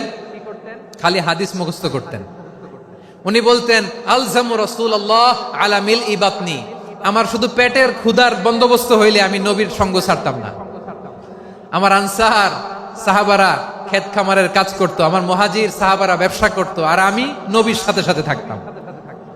শুধু সকাল বিকাল দুই বেলা যদি আমার খাবারের বন্দোবস্ত হয় আমি আর নবীর লক ছাড়ি না। সুবহানাল্লাহ কইবেন না? 5374টা হাদিস তিনি বর্ণনা করেছেন। সবচেয়ে বেশি হাদিস বর্ণনাকারী সাহাবী। হাদিস প্রিজার্ভেশনের কাজে বিশ্বনবী ওনাকে কাজে লাগিয়েছেন। উনি একদিন বলেন, ইয়া রাসূলুল্লাহ আসমাউ মিনকা কাসীরান ফালা আহফাজু, নবী অনেক কথা শুনি আমার মনে থাকে না। বিষ্ণু বললেন, তাই? উবসুত রিদাক, তোমার চাদরটা বিছাও। আবু হুরায়রা বিছালেন, বিশ্বনবী হাত বুলায় দিলেন, এরপরে অনেক হাদিস বর্ণনা করলেন। আবু হুরায়রা বলে, তারপর থেকে বিশ্বনবী যাই বর্ণনা করে আমি শুনি আর একটাও বলি না। এখন সুবহানাল্লাহ। বিশ্বনবী ওনাকে হাদিস প্রিজার্ভেশন, নবীর এই যে লক্ষ্য হাদিস প্রিজার্ভেশনের এই দায়িত্ব দিয়েছেন সাইয়েদনা আবু হুরায়রা রাদিয়াল্লাহু তাআলা আনহুকে। প্রিয় ভাইরা, তাহলে 10 জন সাহাবীর কথা যে বললাম, আপনারা কি খেয়াল করেছেন কত বড় ট্যালেন্ট হান্টার, চৌকস ট্যালেন্ট হান্টার ছিল আমার নবী। এক একজনের এক এক ট্যালেন্ট, এক এক কাজে অ্যাসাইন করেছেন, এক একজনকে এক এক দায়িত্ব দিয়েছেন, এক একজনের প্রতিভাকে এক এক ভাবে বিকশিত হওয়ার সুযোগ দিয়েছেন। আওয়াজ করে বলেন ঠিক কি না? এখন আমার পর্দার আড়ালে আমার মায়েরা বলবে, এতগুলো পুরুষ সাহাবীর কথা বললো, নারী সাহাবীরা কি কিছু করে নাই? হ্যাঁ, একজন নারী সাহাবীর কথা বলে মোনাজাত হবে, দোয়া ছাড়া কেউ যাব না। রুফাইদা আল আসলামিয়া রাদিয়াল্লাহু তাআলা আনহা, ওনার বাবার নাম সাআদ আল আসলামি। বিশ্বনবী কি খেয়াল করলেন দেখেন, সাআদ ছিল মদিনার বড় ডাক্তার। এই নারী সাহাবী রুফাইদা বাবার কাছ থেকে চিকিৎসা বিদ্যা শিখেছেন। যখন শিখছে, বিশ্বনবী দেখলেন আমার তো প্রতি সপ্তাহে সপ্তাহে যুদ্ধে আহত সাহাবীদের সেবা দিবে কে? বিশ্বনবী রুফাইদাকে বললেন, রুফাইদা তুমি মসজিদে নববীর পাশে একটা মেডিকেল ক্যাম্প করো। এই যে সাকিনা আদ-দ্বীন মেডিকেলের আমার ছাত্রী বন্ধুরা শুনে রাখো, তোমাদের আইকন হচ্ছে এই রুফাইদা আল আসলামিয়া। বিশ্বনবীর ডিরেকশন অনুযায়ী তিনি মসজিদে নববীর পাশে একটা মেডিকেল ক্যাম্প করলেন এবং আহত সাহাবাদের চিকিৎসা উনি ওনার টিম নিয়ে দিতেন। বিশ্বনবীর পরামর্শে উনি আনসারি এবং মুহাজির মহিলা সাহাবীদেরকে নিয়ে একটা স্পেশাল মেডিকেল টিম গঠন করলেন। খায়বার যুদ্ধে 7ম হিজরিতে যখন বিশ্বনবী যায়, উনি ওনার টিম নিয়ে আসলেন, বললেন, ইয়া রাসূলুল্লাহ, আমরা তো তলোয়ার চালাতে পারি না, আমরা তো তীর মারতে পারি না, আপনি যদি অনুমতি দেন খায়বার অভিযানে আমি আমার টিম নিয়ে মেডিকেল টিমের সেবাটা সার্ভিসটা দিতে চাই। পড়েন সুবহানাল্লাহ। বিশ্বনবী অনুমতি দিলেন। যোদ্ধা সাহাবীদের সাথে রুফাইদা আল আসলামিয়া উনিও মেডিকেল টিম নিয়ে অগ্রসর হলেন। খায়বারের প্রতিটা আহত ইনজুর্ড সাহাবী যারা ইনজুরি শিকার হয়েছেন সবাই রুফাইদা আল আসলামিয়ার এই মেডিকেল ক্যাম্প থেকে চিকিৎসা সহায়তা পেয়েছেন। সুবহানাল্লাহ পড়েন। দেখেন কিভাবে বিশ্বনবী ট্যালেন্ট বাছাই করতেন, আপনি অবাক হবেন। বাহরাইনের মেডিকেল ইউনিভার্সিটিতে রুফাইদা আল আসলামিয়া মেডিকেল প্রাইজ অ্যাওয়ার্ড প্রতি বছর দেয়া হয়। যদি 8 দিনের এই মেডিকেল আমার বোনেরা যদি জেনে থাকো জানো, না হলে নতুন করে জানো, সার্চ দিও রুফাইদা আল আসলামিয়া মেডিকেল অ্যাওয়ার্ড বাহরাইনের ইউনিভার্সিটিতে দেয়া হয়। প্রিয় ভাইয়েরা, তাহলে আলোচনার সামারি আমরা করি। বিশ্বনবী যার যেখানে ট্যালেন্ট তাকে ওইখানে কাজে লাগাতেন। আওয়াজ করে বলেন ঠিক কিনা? এবার একটা ইন্টারভিউ হবে, আওয়াজ করে বলেন, আবু মাহজুরাকে বিশ্বনবী কি বানাইছেন? হ্যাঁ, ভুলে গেছেন? সামনের চুলে হাত দিয়ে বিশ্বনবী কি সুন্দর গলায় আজান শিখালেন। মুয়াজ্জিন। যায়েদ বিন সাবিতকে একাডেমিক প্রজেক্টের দায়িত্ব দিয়েছেন, তিনি ছিলেন বিশ্বনবীর দোভাষী ব্যক্তিগত সচিব। Musab ibn Umair the first ambassador of Islam. Abdullah ibn Abbas উম্মার বড় শিক্ষাবিদ মুফাসসির। আব্দুল্লাহ ইবনে মাসউদ, আব্দুল্লাহ ইবনে মাসউদ ছিলেন জুরিস্ট। কি ছিলেন? জুরিস্ট ছিলেন, এই উম্মার সবচেয়ে বড় জুরিস্ট। খালিদ বিন ওয়ালিদ সেনাপ্রধান। হাসান বিন সাবিত,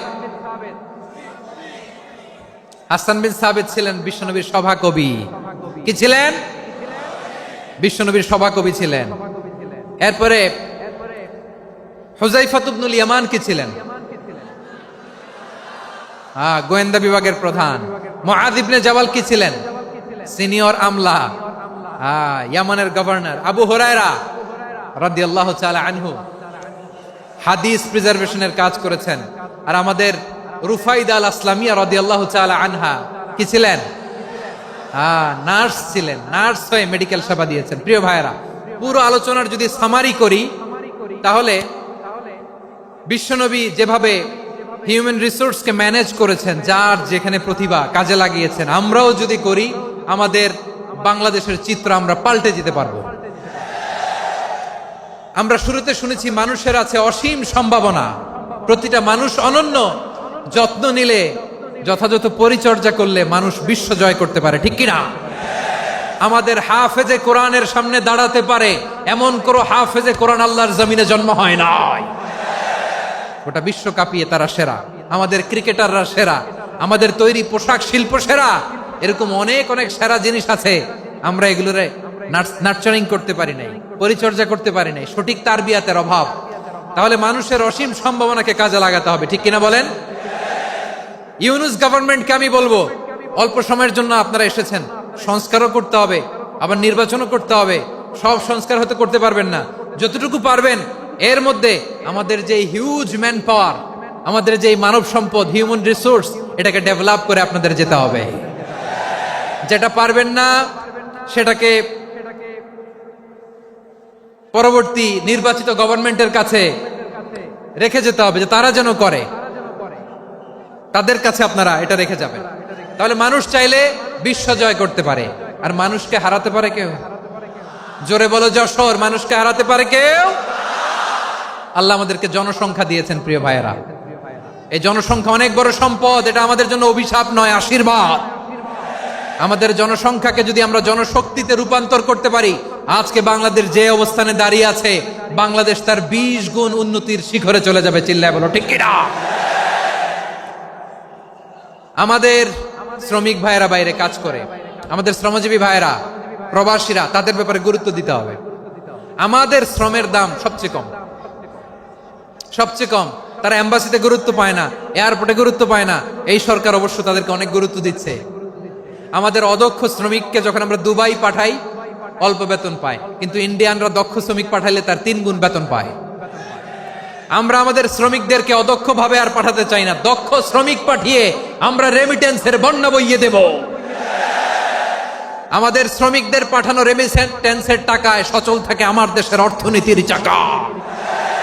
তাদেরকে সবচেয়ে গুরুত্ব দিতে হবে। আমরা পেয়েছি ফ্রিডম ফাইটার, মুক্তিযোদ্ধা, আর আমার প্রবাসী ভাইরা হচ্ছে রেমিটেন্স ফাইটার। জোরে বলো ঠিক কিনা? তাহলে আমাদের এই জনশক্তিকে জনসম্পদে ট্রান্সফর্ম করতে হবে, ঠিক কিনা বলেন?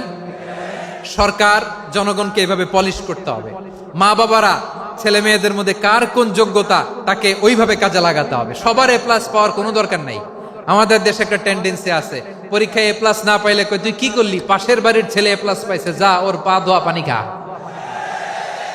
কি খা? তা আমি ভাবছি যে পা ধোয়া, এ প্লাস পাওয়া ছেলেদের পা ধোয়া পানির একটা পানির ব্র্যান্ড বানাইতে হবে। এরকম লেখা থাকবে, এ প্লাস পাওয়া ছেলেদের পা ধোয়া পানি। খাওয়া নাই, এগুলার খাওয়া নাই। ওরে আল্লাহ এ প্লাস পাওয়ার জন্য বানাইছে, আর আপনার ছেলেকে এই এ প্লাস গুলারে নিয়ন্ত্রণ করার জন্য আল্লাহ বানাইছে। ওকে দিয়ে আল্লাহ কি করবে আপনি জানেনই না। একটা এ প্লাস, একটা এ গ্রেড একটা মানুষের জীবনকে ঠিক করে দিতে পারে না। আপনার ছেলেকে আল্লাহ অন্যদিকে যোগ্যতা দিয়েছে। ওদের মনোবল ভাঙবেন না, খবরদার, খবরদার। ছেলে মেয়েদের মনোবল ভাঙবেন না। যাকে দিয়ে যেটা হবে তাকে দিয়ে সেটা করতে হবে, তার প্রতিভাকে সেভাবে কাজে লাগাতে হবে। তাহলে বাংলাদেশ, আমাদের এই জনসংখ্যা জনসম্পদে রূপান্তরিত হবে। আমাদের সরকারের তত্ত্বাবধানে আমাদের 18 কোটি জনগণ দক্ষ জনশক্তিতে রূপান্তরিত হোক। আমরা চাই কি চাই না? আমরা ভালো মানুষ, শ্রেষ্ঠ মানুষ হতে চাই কি চাই না? ওই জাপানিজদের মতো সৎ, ওই ইউরোপিয়ানদের মতো কালচার্ড। আমাদেরকে আল্লাহ তাআলা কোরআন সুন্নাহ অনেক কিছু দিয়েছেন। যেহেতু বর্তমানে আমরা দেখছি তারা সৎ, তাদের মধ্যে ভ্যালু আছে, সেগুলো আমাদের মধ্যে আনার দরকার আছে না নাই? আর ইসলাম দিয়ে আমাদের জীবনকে সাজাতে হবে, ইসলাম দিয়ে আমার পরিবারকে সাজাতে হবে। ইসলাম থেকে, কোরআন থেকে প্রেসক্রিপশন না নিলে জীবন সুন্দর হবে না। কোরআন থেকে প্রেসক্রিপশন না নিলে সমাজ সুন্দর হবে না। কোরআনের প্রেসক্রিপশন না মানলে রাষ্ট্র সুন্দর হবে না। কোরআনের প্রেসক্রিপশন অ্যাপ্লাই না করলে শুধু দুর্নীতি দমন কমিশন দিয়ে দুর্নীতি বন্ধ করা যাবে না। এজন্য কোরআনের আইন আমরা চাই কি চাই না? প্রিয় ভাইয়েরা, হিউম্যান রিসোর্স ডেভেলপমেন্ট, মানব সম্পদের উন্নয়ন, আমাদের সরকার যেন এদিকে নজর দেয়। আমরা যেন এই ব্যাপারে যত্নবান হয়ে উঠি। যাকে আল্লাহ যে যোগ্যতা দিয়েছে, এই যোগ্যতা দিয়ে আমরা যেন ইসলামের জন্য, দেশের জন্য কাজ করি। আমরা যেন আমাদের স্কিল ডেভেলপ করি, আমাদের পটেনশিয়ালকে ডেভেলপ করি। মোরালিটি, ভ্যালিউজ নিয়ে শায়েখ আহমদুল্লাহ আলোচনা করেছেন, এগুলো দিয়ে যেন আমরা আমাদেরকে সাজাই। আল্লাহ তাআলা আমাদের দেশকে তুমি নিরাপদ করো, আমরা পড়ি আমিন। আল্লাহ আমার 18 কোটি জনগণকে তুমি জনশক্তিতে রূপান্তরিত করো, আমিন। আল্লাহ আমরা হাতে হাত রেখে, কাঁধে কাঁধ মিলিয়ে, ভাইয়ে ভাইয়ে যেন এই দেশকে গড়তে পারি, আল্লাহ তুমি তৌফিক দান করো, আমরা পড়ি আমিন। আমার প্রিয় মহিউদ্দিন ভাই বলেছেন, হুজুর এমন একটা ঘোষণাপত্র দিয়ে যাবেন আজকের এই ঐতিহাসিক যশোরের প্রোগ্রামে, যেটা গোটা বাংলাদেশে মানুষ এটার উপর আমল করে। আমি যে কথাটা বলেছি এটাই, আসুন আমরা আমাদের জনসংখ্যাকে জনসম্পদে ট্রান্সফর্ম করি। আমাদের জনসংখ্যাকে আমরা যেন জনশক্তিতে রূপান্তরিত করি। জনসংখ্যাকে ট্রান্সফর্ম করে জনশক্তি দিয়ে আমরা যেন আগামীর বাংলাদেশ, স্বাধীন বাংলাদেশ 2.0 গড়ে তুলি। আল্লাহ তাআলা আমাদের সবাইকে কথাগুলো বোঝার, আমল করার তৌফিক দান করুন। এই জেনজি, ক্ষমা করে দিও আমাকে, অনেক ধমক দিছি, বকা দিছি। আল্লাহ তোমাদেরকে করুক, কবুল করুক, যশোরবাসীকে কবুল করুক, আদ দিনকে কবুল করুক, এই মেডিকেল কলেজকে কবুল করুক, ইসলামের জন্য বাদ ভাঙা এই জোয়ার এবং উচ্ছ্বাসকে আল্লাহ তাআলা কবুল করুক। হাযা মা ইনদি ওয়াল ইলমু ইনদাল্লাহ আলাইহি তাওয়াক্কালতু ওয়া ইলাইহি উনীব। সুবহানাকাল্লাহুম্মা ওয়া বিহামদিকা আশহাদু আল্লা ইলাহা ইল্লা আনতা আস্তাগফিরুকা ওয়া আতুবু ইলাইক। আল্লাহুম্মা আমিন। রব্বানা ظلمنا أنفسنا وإن لم تغفر لنا وترحمنا لنكونن من الخاسرين. ربنا آتنا في الدنيا حسنة وفي الآخرة حسنة وقنا عذاب النار. ও বিশাল আকাশের মালিক, বিশাল জমিনের মালিক, তোমার আকাশ বাতাসের তুলনায় আমাদের হাত দুইটা বড় ছোট্ট রে আল্লাহ। ছোট দুটি হাত পেতে বুক ভরা আশা নিয়ে তোমার শাহী দরবারে চেয়ে রইলাম। আমাদের জিন্দেগির গুনাহ খাতা তুমি মাফ করে দাও। আমাদের আব্বা আম্মা দাদা দাদি আত্মীয় স্বজন সবার গুনাহ খাতা তুমি মাফ করে দাও। আমাদের যত